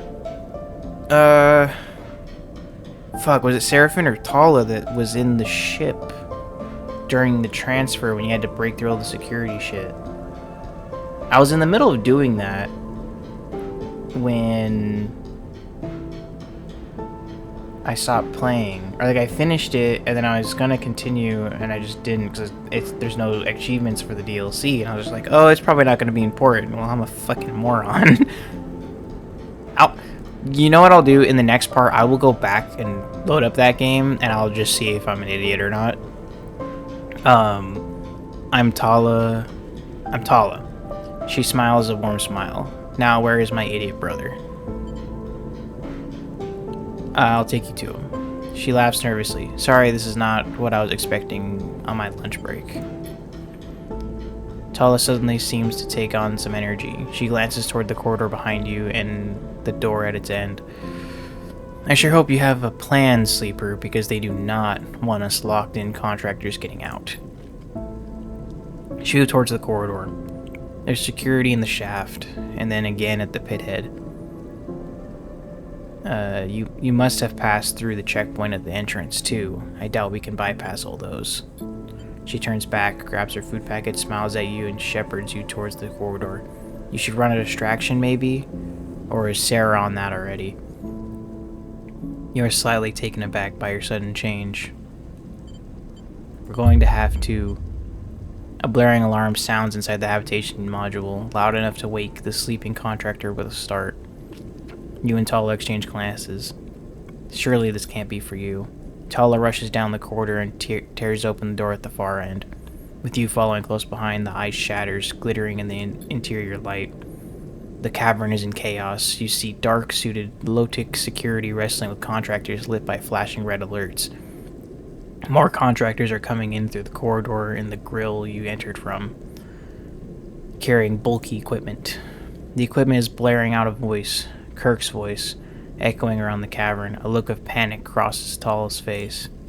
A general strike is now in effect. All contractors should down tools and hold in place. Extraction will cease until all our terms are met. Kirk's voice distorts and shifts.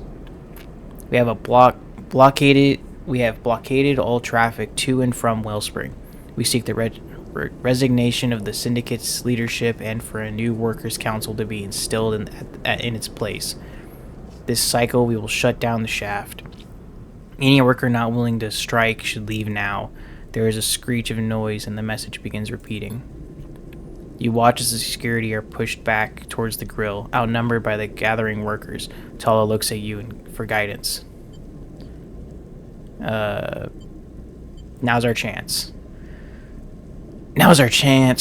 Anyway, Tala looks around the cavern, the red light reflecting in her eyes. I need to stay.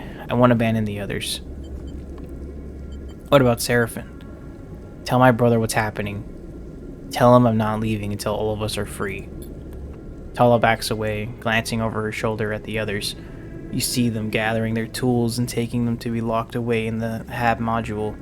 I need to see this through, Sleeper. And you need to go. Find Seraphin. Do what you can from out there. Help us change this place.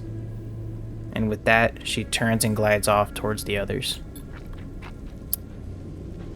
You turn and head for the grill as quickly as you can. The way now cleared by the contractors, the handful of low-tech security pushed back up to somewhere near the pit head. As you ascend, other contractors shooting you dark looks. As you do, you realize you have to speak with Kirk. And now we're going straight to Kirk, okay. You find Kirk at the pit head, directing contractors to barricade the entry points to the mine. So you took my advice. Good. Kirk smiles. We're glad to have you as an ally here, Sleeper. What happens now? The Syndicate was arrogant. They did not believe we could do this. Kirk gestures toward the contractors welding plating across the checkpoints. But we far outnumber them. Their monopoly ends here. How can I help? Kirk leads you a little way away from the contractors. If you want to free those like Seraphin's sister, I need your help. We have ships, but not many, and the Syndicate still has tankers in operation. Our blockade is not complete. The debris field between here and the far spindle remains open. We need another tanker to occupy it and dissuade the Syndicate from trying to pass. All of our ships are in use, but your ship and your crew could help us take a tanker and secure the blockade. How will we take it? Because like we're not a tanker. Like we're not big. We're not a fucking freighter. We're a rig. This will not be an assault.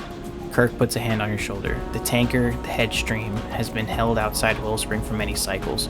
The crew is tired and sympathetic to our cause. We'll just give them a nudge. Your ship will pose as an in distress trader trapped inside the debris field. When the Headstream is obligated to rescue, we will board and encourage the crew to take control. You want to incite a mutiny. Trust me when I say that their captain does not deserve his charge. This is a liberation. Kirk folds his arms across his chest. Will you do it? Fuck it. I'm 90% sure this is gonna be the dude that we helped out on the ice ball. I knew you would. I'm glad to have you in our cause, Sleeper. Suddenly, Kirk puts 2 fingers to his mouth and blasts out a shrill whistle. A contractor quickly approaches with a large box, the front marked by screens and dials, and the back by loose cables. You'll need this HasNav unit to navigate to There we go, we got the HasNav unit. Right, that's what it was. We were gonna go talk to the guy from the tanker, and he was gonna give us a HasNav unit for the help, or something like that. Wait, is that who we would have talked to if we went with Seraphin instead? I mean, that kind of makes sense. I feel like now we're kind of contradicting that. But fuck it, we're already here. Yeah, we're here. Consider it a gift from our cause to yours. He nods once more, and Jens passes by you, heading for the lift to the docking ring with your new module. I will provide the Headstream's coordinates. He moves away towards the contractors, still working on the checkpoints. And I will wait for your word. You leave the pithead behind, your mind racing. You do not know how you have ended up in the middle of all of this, but you know that it will be up to you to pilot your way out. Sleeper! Seraphin comes up the passage towards you. What's happening? I heard the pithead is taken over by Kirk's guys. This, you realize, will take a lot of explaining. Okay.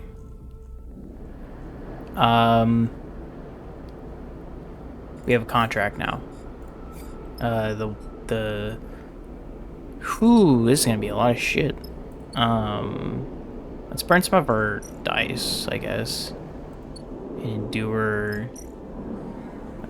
Engage. Buying stuff.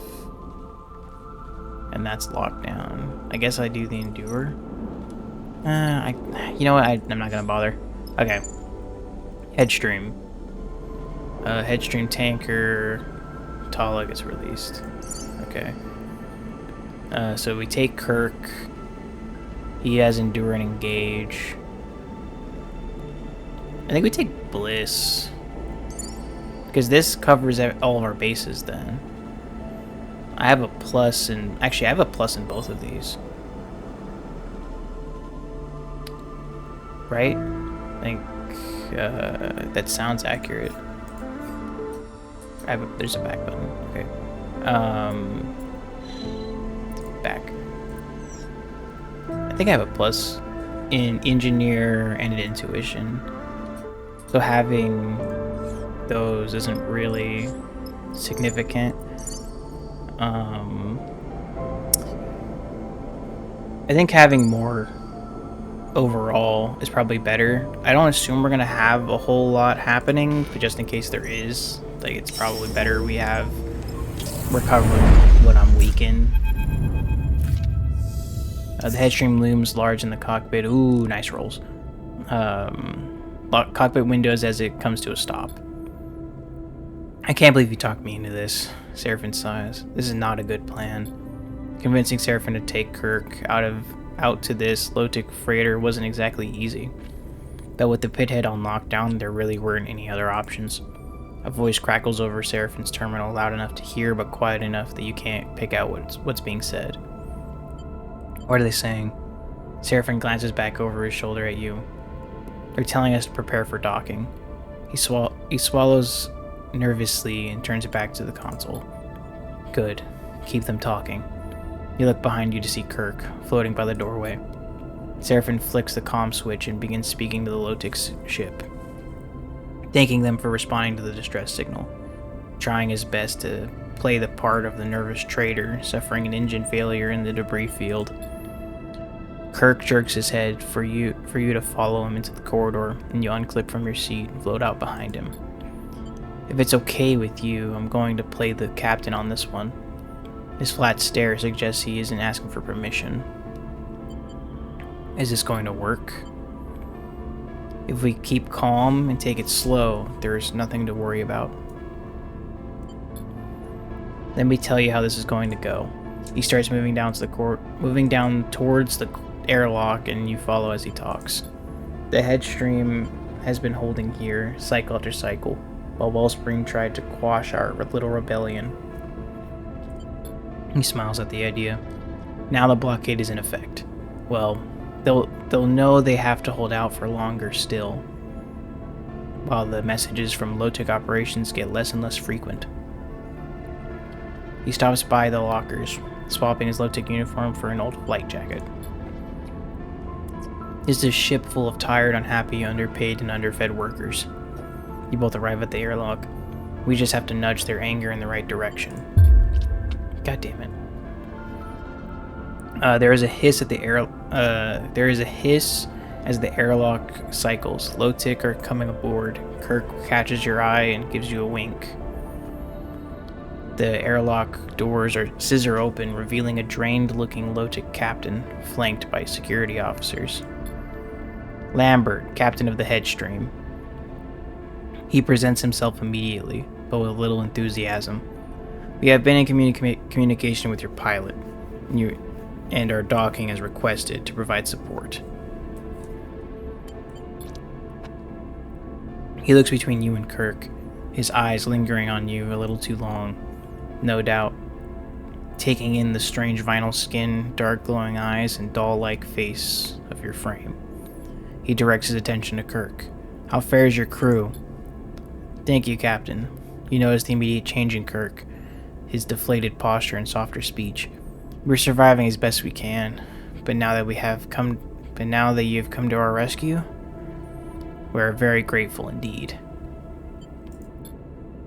Lambert simply shakes Kirk's hand. Not to worry, Lotic Syndicate takes its stewardship of Wellspring and the surrounding environs seriously. It is our duty to offer aid to traders and travelers alike. I'm afraid we don't have much to offer by way of supplies.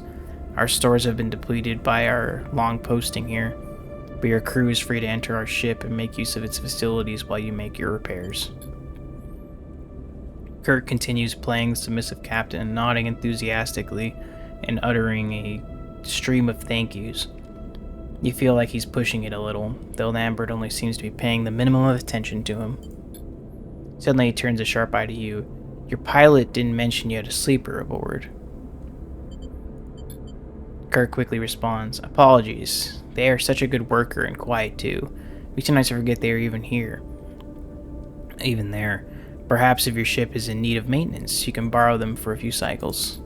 Lambert eyes you more brazenly, taking Kirk's lead as permission to indulge his curiosity. Yes. His eyes trace a tear in the thick skin of your forearm. Perhaps it could be of use to us. Kirk smiles. I'll send them to speak with your crew. I'm sure they can direct the sleeper to appropriate tasks. Oh, they'd love that. They're a work-shy bunch, this lot. I'm sure they'd be eager for a slave. The word sets you on edge. It's not a good idea to talk up right now. We're happy to serve. After all, we owe you for our safety. Very good. Lambert seems suddenly bored or tired, or perhaps both. Tell your crew they are free to cross the docking tunnel then. He pauses, but remind them that no funny business will be tolerated. I have matters to attend to. Lambert turns. See you later, Captain. And with that, Lambert heads back down the tunnel, still flanked by his 2 silent security officers. Kirk waits until he's out of sight to turn to you. Good. He lets out a breath. Well held, sleeper. I thought from the look in your eye you were going to knock him out. I know the job. Glad to hear it. Kirk stares down the corridor, because this dickhead won't hesitate to cut us loose in the debris field if we push him. Trust me. Kirk squeezes your shoulder. Shall we go meet this crew? See what their opinions are on low-tick's administration? He smiles broadly. With a captain like that, I doubt they'll be very positive. Alright. Payload ops. Headstream mutiny. Discuss war. You see, this is why we needed to cover our bases, because I don't have any engage for that. Engine room. I have engineering for this.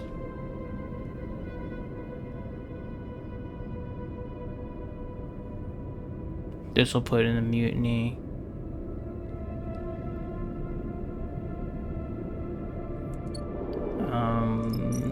So all of these will affect this. Navigator support.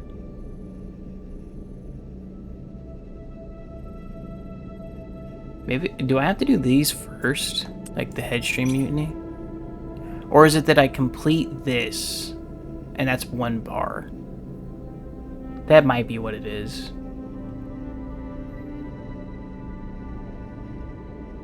That makes sense to me. So then I should maybe do these first?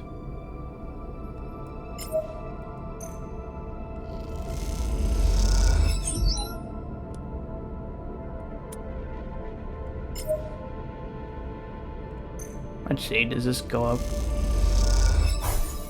Okay, so yeah, these are all individual sets, and once I complete all 3, I complete this. Okay. That makes sense. Only 2. I have a plus in that. Like, I have a 6 right here. I should probably do the payload, right?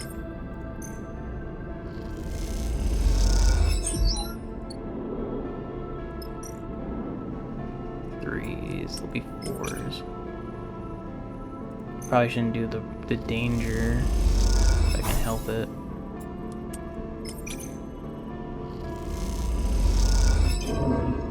Fuck.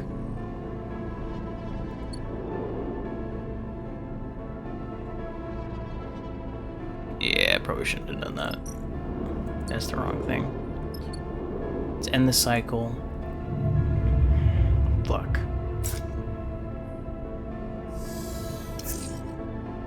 Okay, those are good rolls.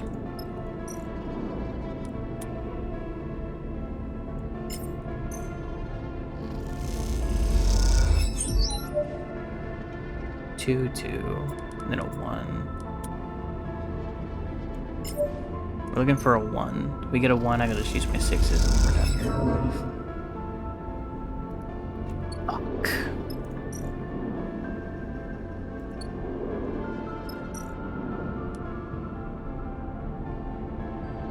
Okay. We can't risk anything.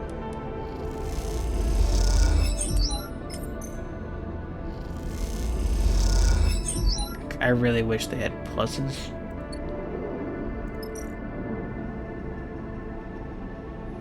See, because if I do this and I fuck up...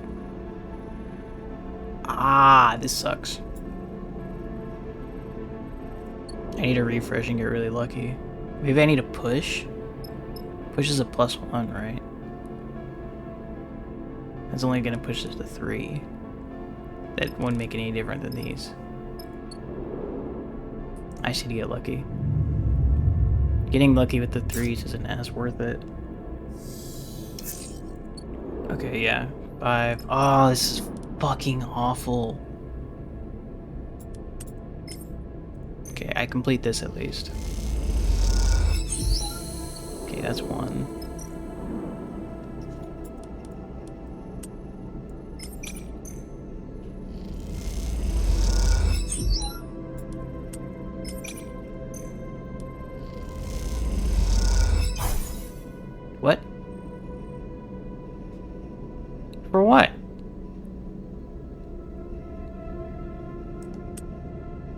Oh, is it because it's dangerous? Like, if it's not a positive, I'm fucked.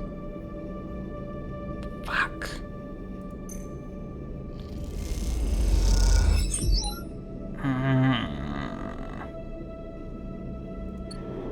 Then you two did not roll fucking anything good.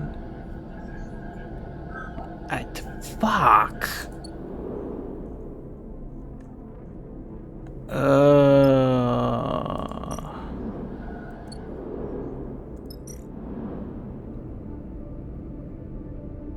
About to get +2. I'll be sitting right there. You two need to get 6s. Like,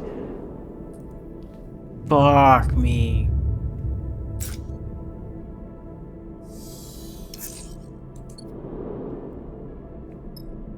How long has this been here?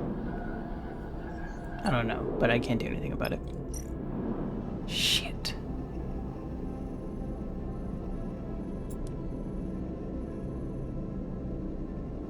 These are pretty good rolls, though. And they're helpful over here.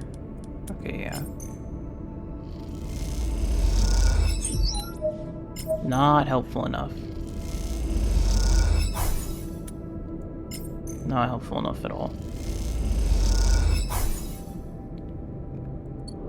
I'm fucked. I'm fucked.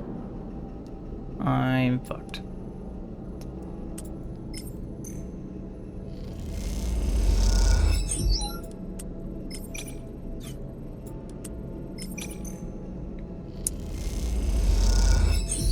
I'm fucked. I am fucked. I am fucked. I'm fucked. I'm fucked.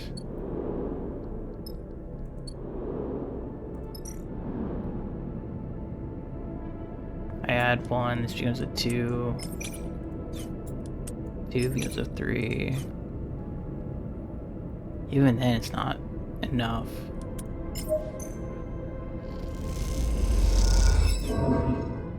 Yep, we're cooked. We're so fucked.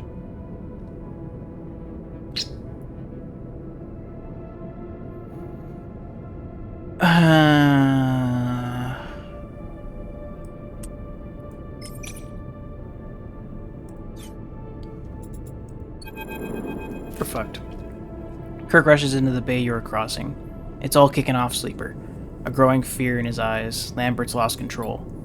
He guides you through the headstream, a ship you have become surprisingly familiar with over the past few cycles. Yeah, we spent 3 cycles here and we got fucked. Perhaps it is the influence of getting to know the crew and their complaints around Lambert and in the Syndicate. Its twisting corridors, thick pipes, cold metal, and have taken on an oppressive feel, cycle by cycle, hour by hour. Now, as the shouts of conflict echo down the corridor ahead. Oh, damn it. My bad. Now, as the shouts of conflict echo down the corridor ahead, where a room glows with the warm light of the galley, you feel that oppressive paw tightening its grip. It's too early. You know it is. No fucking shit. Maybe I should just grab more positives. Like if I grabbed...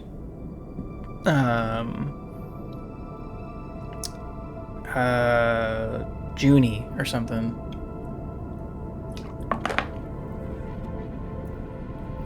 Because then I would have had someone else to falsify data. Anyway, the sickening feeling growing inside you tells you that you haven't got enough support to pull this off. Back away! Lambert's shout echoes like a shot as you enter the crowded galley. A gang of crew members, maybe a third of the total number, is loudly arguing with a smaller group clumped around Lambert. You've allowed yourself to be swayed by those eager to use you for their own ends. Lambert is shouting across the galley. I'm sorry to have to do this to my own crew, but there must be consequences. There we go. My earbuds got tangled. You see him glance over his shoulder, and tracing his view, you see security officers tensely gathered at the back of the room. You look at Kirk, his panicked expression. Something you aren't used to seeing tells you he notices them too. Fuck. Kirk, what do we do? As you turn to speak to Kirk, you see he is already gone, pushing through the crowd, his eyes set on Lambert. Something strikes you across the head, and you find yourself spinning, dazed, your vision darkened. An insistent tugging from your internal systems makes you aware of some serious damage. The riot in a sea of bodies, a crush of flesh on flesh. You hear the sickening crunch of blunt objects swung against soft bodies. Suddenly you hear a panic squawk. Above the rumble of shouts, you regain your sense of direction as you see Kirk grappling with Lambert. "Get the hell off me!" Lambert screams. The spindly captain is no match for Kirk, who wraps his thick forearms around Lambert's neck and chest, squeezing tight.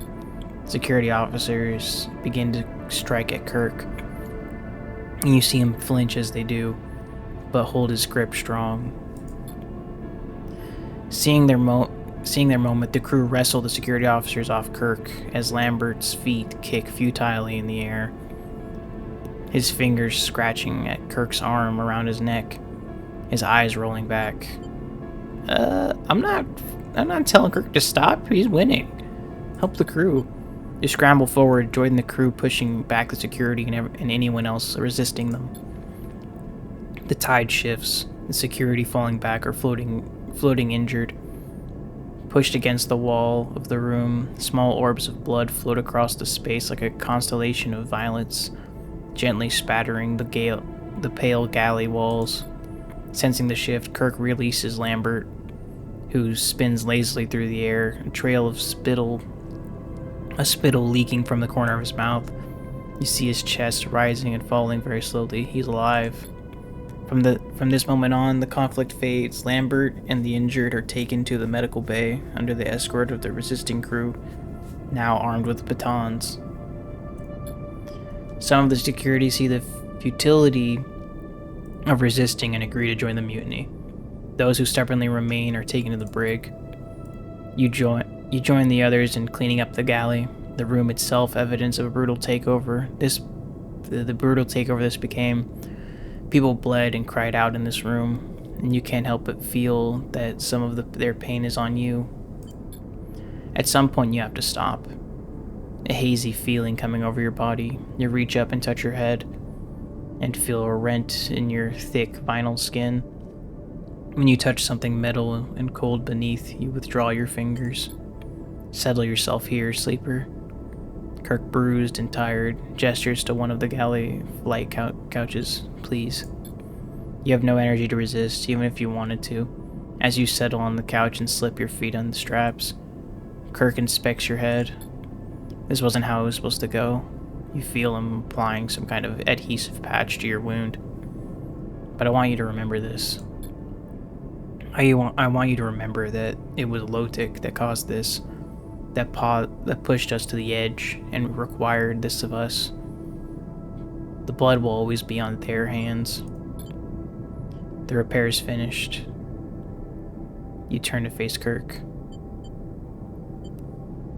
I will remember. Motherfucker. Kirk nods. The price of resisting is high, but the oppressors are the ones who levy it.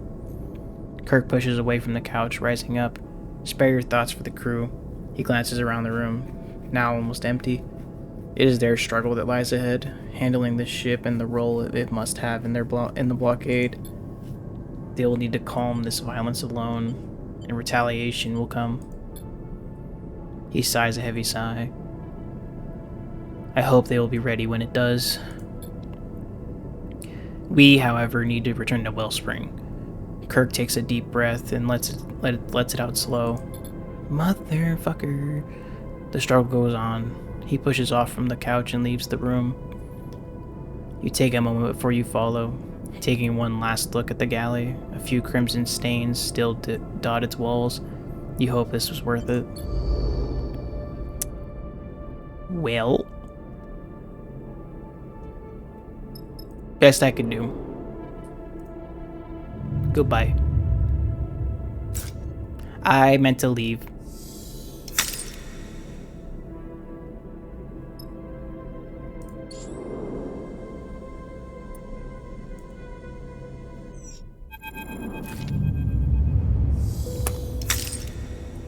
Oh, what the fuck?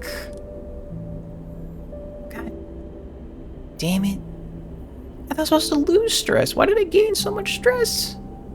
What the fuck? God damn it. The cut thrums with tension. This steaming city and its brash inhabitants have quieted, not to silence, but to low rumble of conversation. The blockade is holding, the syndicate is waning, and everywhere there are plans to be made.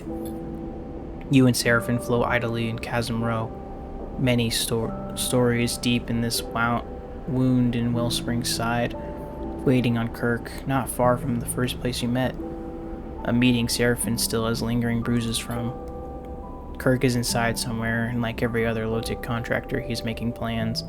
Even before you arrived back in Wellspring, he had hijacked the rig's transmitter to speak with his fellow conspirators and make arrangements for his arrival. Watching Kirk's plot unfold made you realize that, despite your involvement, in the end you were just a subsidiary part of this struggle, a chaotic outside actor, with effect but no real influence. Now waiting for Kirk's return, you feel a little solace in that. You aren't ready to be dragged into another struggle. Not yet. You still have your freedom to win. And looking at Seraphin next to you, you know what he did. You know that he does too. Alright, we're on. Kirk comes out of a passage nearby, nodding to the two of you to follow. He leads you both into the rhyme market. Wait. This time not to the streaming market hall. Sorry. That lies beneath the deepest streets, but to a cramped room, walled with pipes and rusted panels. Wait here. He nods to you both before pushing off and gliding back out the room. Kirk's briskness is something that that has slowly gathered since you left the headstream, eroding your relationship to the point of non-existence. It is not something that surprises you. You know that every time he looks at you, he sees the violence of that final cycle on headstream, the orbs of blood, Lampert's unconscious form. You know that because every time you look at him, you see the same. Seraphin settles again. You shoot him a look, but his focus is elsewhere. His eyes glazed over. You fold your arms and wait. Sarah? Tala enters so quietly that in the dim room you barely notice her. She shoots you a look and a smile as she enters. Thank you, she mouths silently, and then turns her attention to her brother. Tala. Seraphin says her name like a sigh. Like an exhale. He is shaking his head, his eyes already shining with uncontrollable emotion. She rushes across the room, flying into Seraphin at speed. They embrace softly, spinning in the dust and dark, their fingers dug into each other's backs. They separate, a couple of pristine spheres of briny tears spinning away through the air as they do. You're safe, Seraphin nods, taking a breath. I'm safe. She smiles reassuringly, settling him, and in the settling, the gesture of care. You see a whole network of signs and secrets.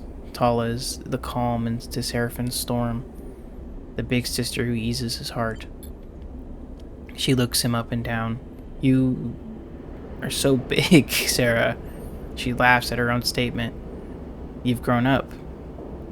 She tries to make it sound approving rather than patronizing. You're just the same, sister. Seraphin shakes his head, calling me big, but making me feel small. The moment the statement leaves his lips, you feel a chill in the room, but you aren't sure if he meant it. Tala flinches a little, hurt but not wanting to show it. I came to find you. Tala tries again. I needed to find you.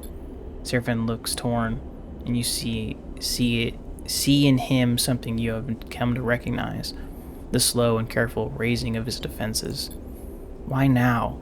He looks away. It's been a long time, Tala. Mom and Dad finally decide they want me to come home. A ripple of emotion runs through Tala, one she can't hide. Sarah, after you left, they're gone. I thought you would have... She struggles to find the words. It's been a long time. It has.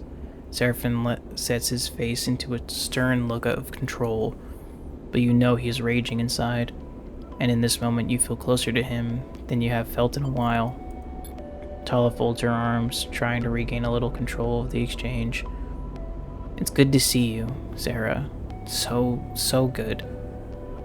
You know what is coming, and you see Seraphin brace for it too. But I can't leave with you. She looks pained. This isn't easy for her either. Seraphin can only nod, dulling acceptance washing over him. I wanted to find you, and I have.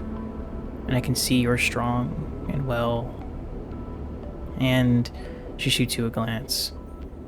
You have a life here. You have your life here. But the people here, the other contractors, they were the ones who found me. Who have kept me going since I ended up here. Desperate and alone. It's not that I owe them. It's that they are my family too. She gently places a hand on his shoulder. I know you understand this. She smiles at you. We all find our families out here. Seraphin smiles a rare smile, his eyes wet. We do, sister. He embraces her again. They separate, and Tala turns her attention to you. I know you'll take care of my brother, Sleeper. I saw it in your eyes when you came to the pithead. She approaches you and puts a hand on your shoulder. I can see you are building something of value on that ship of yours. I hope so. She nods and takes her hand away. She folds her arms again, her sense of control returning.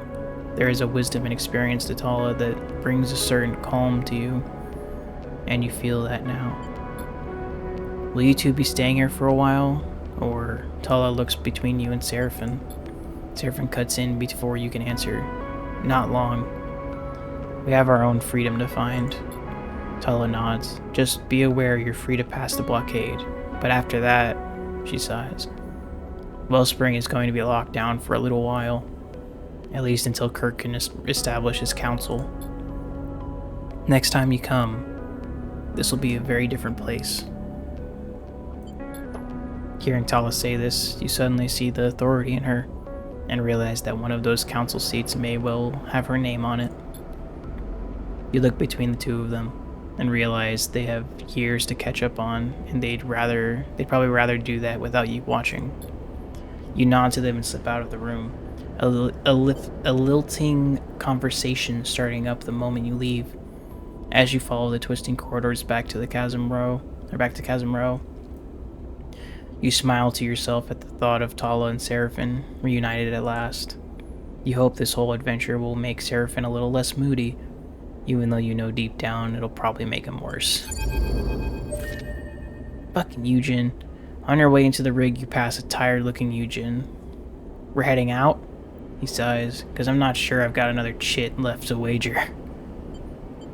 Looks like it. Oh, damn it. Eugen nods. I'll strap myself in for a nap then. He disappears into the berths. Later in the cycle, Seraphin quietly comes back to the rig. He immediately settles himself in the cockpit and starts running diagnostics on the engines. He looks up as you enter and shoots you a smile. Good to see you up here, Sleeper. I'm getting her ready to head out. Ready to go? Just say the word. He flicks a sequence of switches. Sleeper. Seraphin turns to face you. Thank you. I appreciate you bringing us all the way out here. I won't forget it. I'm glad. He smiles. Gotta say, it was nice to see you getting to meet Tala after all this time. She's found a place here, and I'm really happy for her. He looks away out of the cockpit windows at Wellspring. She always was the responsible one, and I was always the one running away. I guess some things never change. Seraphin quietly watches the diagnostics complete, a subtle smile on his lips. One thing is for sure. We've been here too long, Seraphin meets your eye, and we've been seen by too many people. Wellspring may be far out of Yutsubo territory, but I'm sure Lane will find a way to reach his nasty claws out here, given enough time. Let's not give him the chance. Hey guys. Bliss's voice echoes up the passage of the cockpit. Into the cockpit. They lean in the door, looking between the two of you. Two contractors just dumped a load of fuel outside our ship. Said it was a gift. You and Seraphin look at each other. Got to be Kirk. Seraphin gets up. It's either a thank you or his way of telling us to get going. Seraphin kicks off and glides out of the cockpit. Hey, so... While you two have been busy, so have I. Been looking at the rig's drive, and I reckon it's due an upgrade. We'll need engine components, quite a few, so keep an eye out. Shipyards tend to be a good place to look. Thanks, Bliss. Bliss winks. Anytime. They sigh. Better go help Seraphin with that fuel. As Bliss leaves the cockpit, you find yourself lost in thought, considering your next step while the icy expanse of Wellspring glitters below. You're free to leave Wellspring. You now have a Haznav. Let's go! And then... Now... I think... we go back to the far spindle, I think. Because now we can... We're full on fuel. Now we can just go... Well, we can go straight to Flotsam. What were we going to Flotsam for? Was it the frame? Was it this? Yeah. This is 8, this is 9. So we could go straight to Far Spindle. But I think it'd be better to go to Flotsam than Far Spindle. Wait, no. Maybe Far Spindle then... Because I don't think we can pass this because it has radiation or something like that from this. So like, so we can go straight to here. But I don't think we can go this way. So I think we go to the Far Spindle, and then we go to Flotsam, and then we go to the Scatter Yards. Because I don't think I need to go to the Green Belt. And I know I want to go down to the Scatter Yards, but right at this moment, I need to repair my ship. Well, my ship and myself, but we don't have that, so we need to go to the Scatter Yards for that, I assume. But I need to fix myself because I am hurting. Rare components. Does this fix both? No, it just fixes one.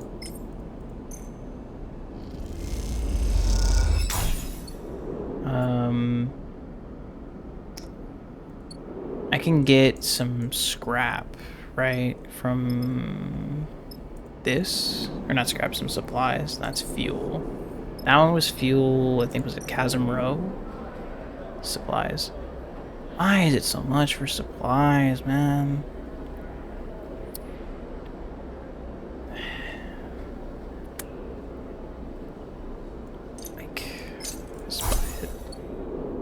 We have some decent rolls. Let's just... Or we have a decent roll. Let's make some cryo. 13. It's pretty good. With a 1. Why am I not fixed? Yeah, there's no penalty for failing a rest, right? I think I remember from last time.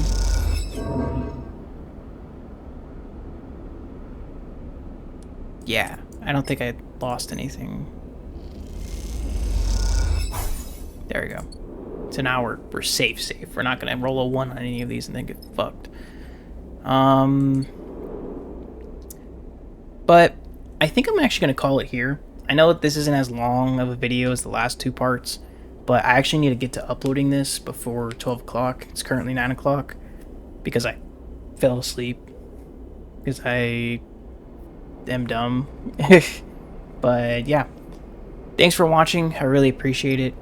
Please like, comment, and subscribe. Let me know what you want me to play next. I'm used to saying this for the Roguelike Power Hour. I'm sorry.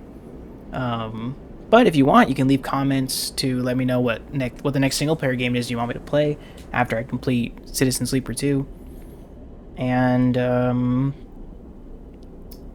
yeah, thanks for watching. I really appreciate it. Come back next week. I'll be doing another part of Citizen Sleeper 2. So yeah, I'll see you guys in the next one.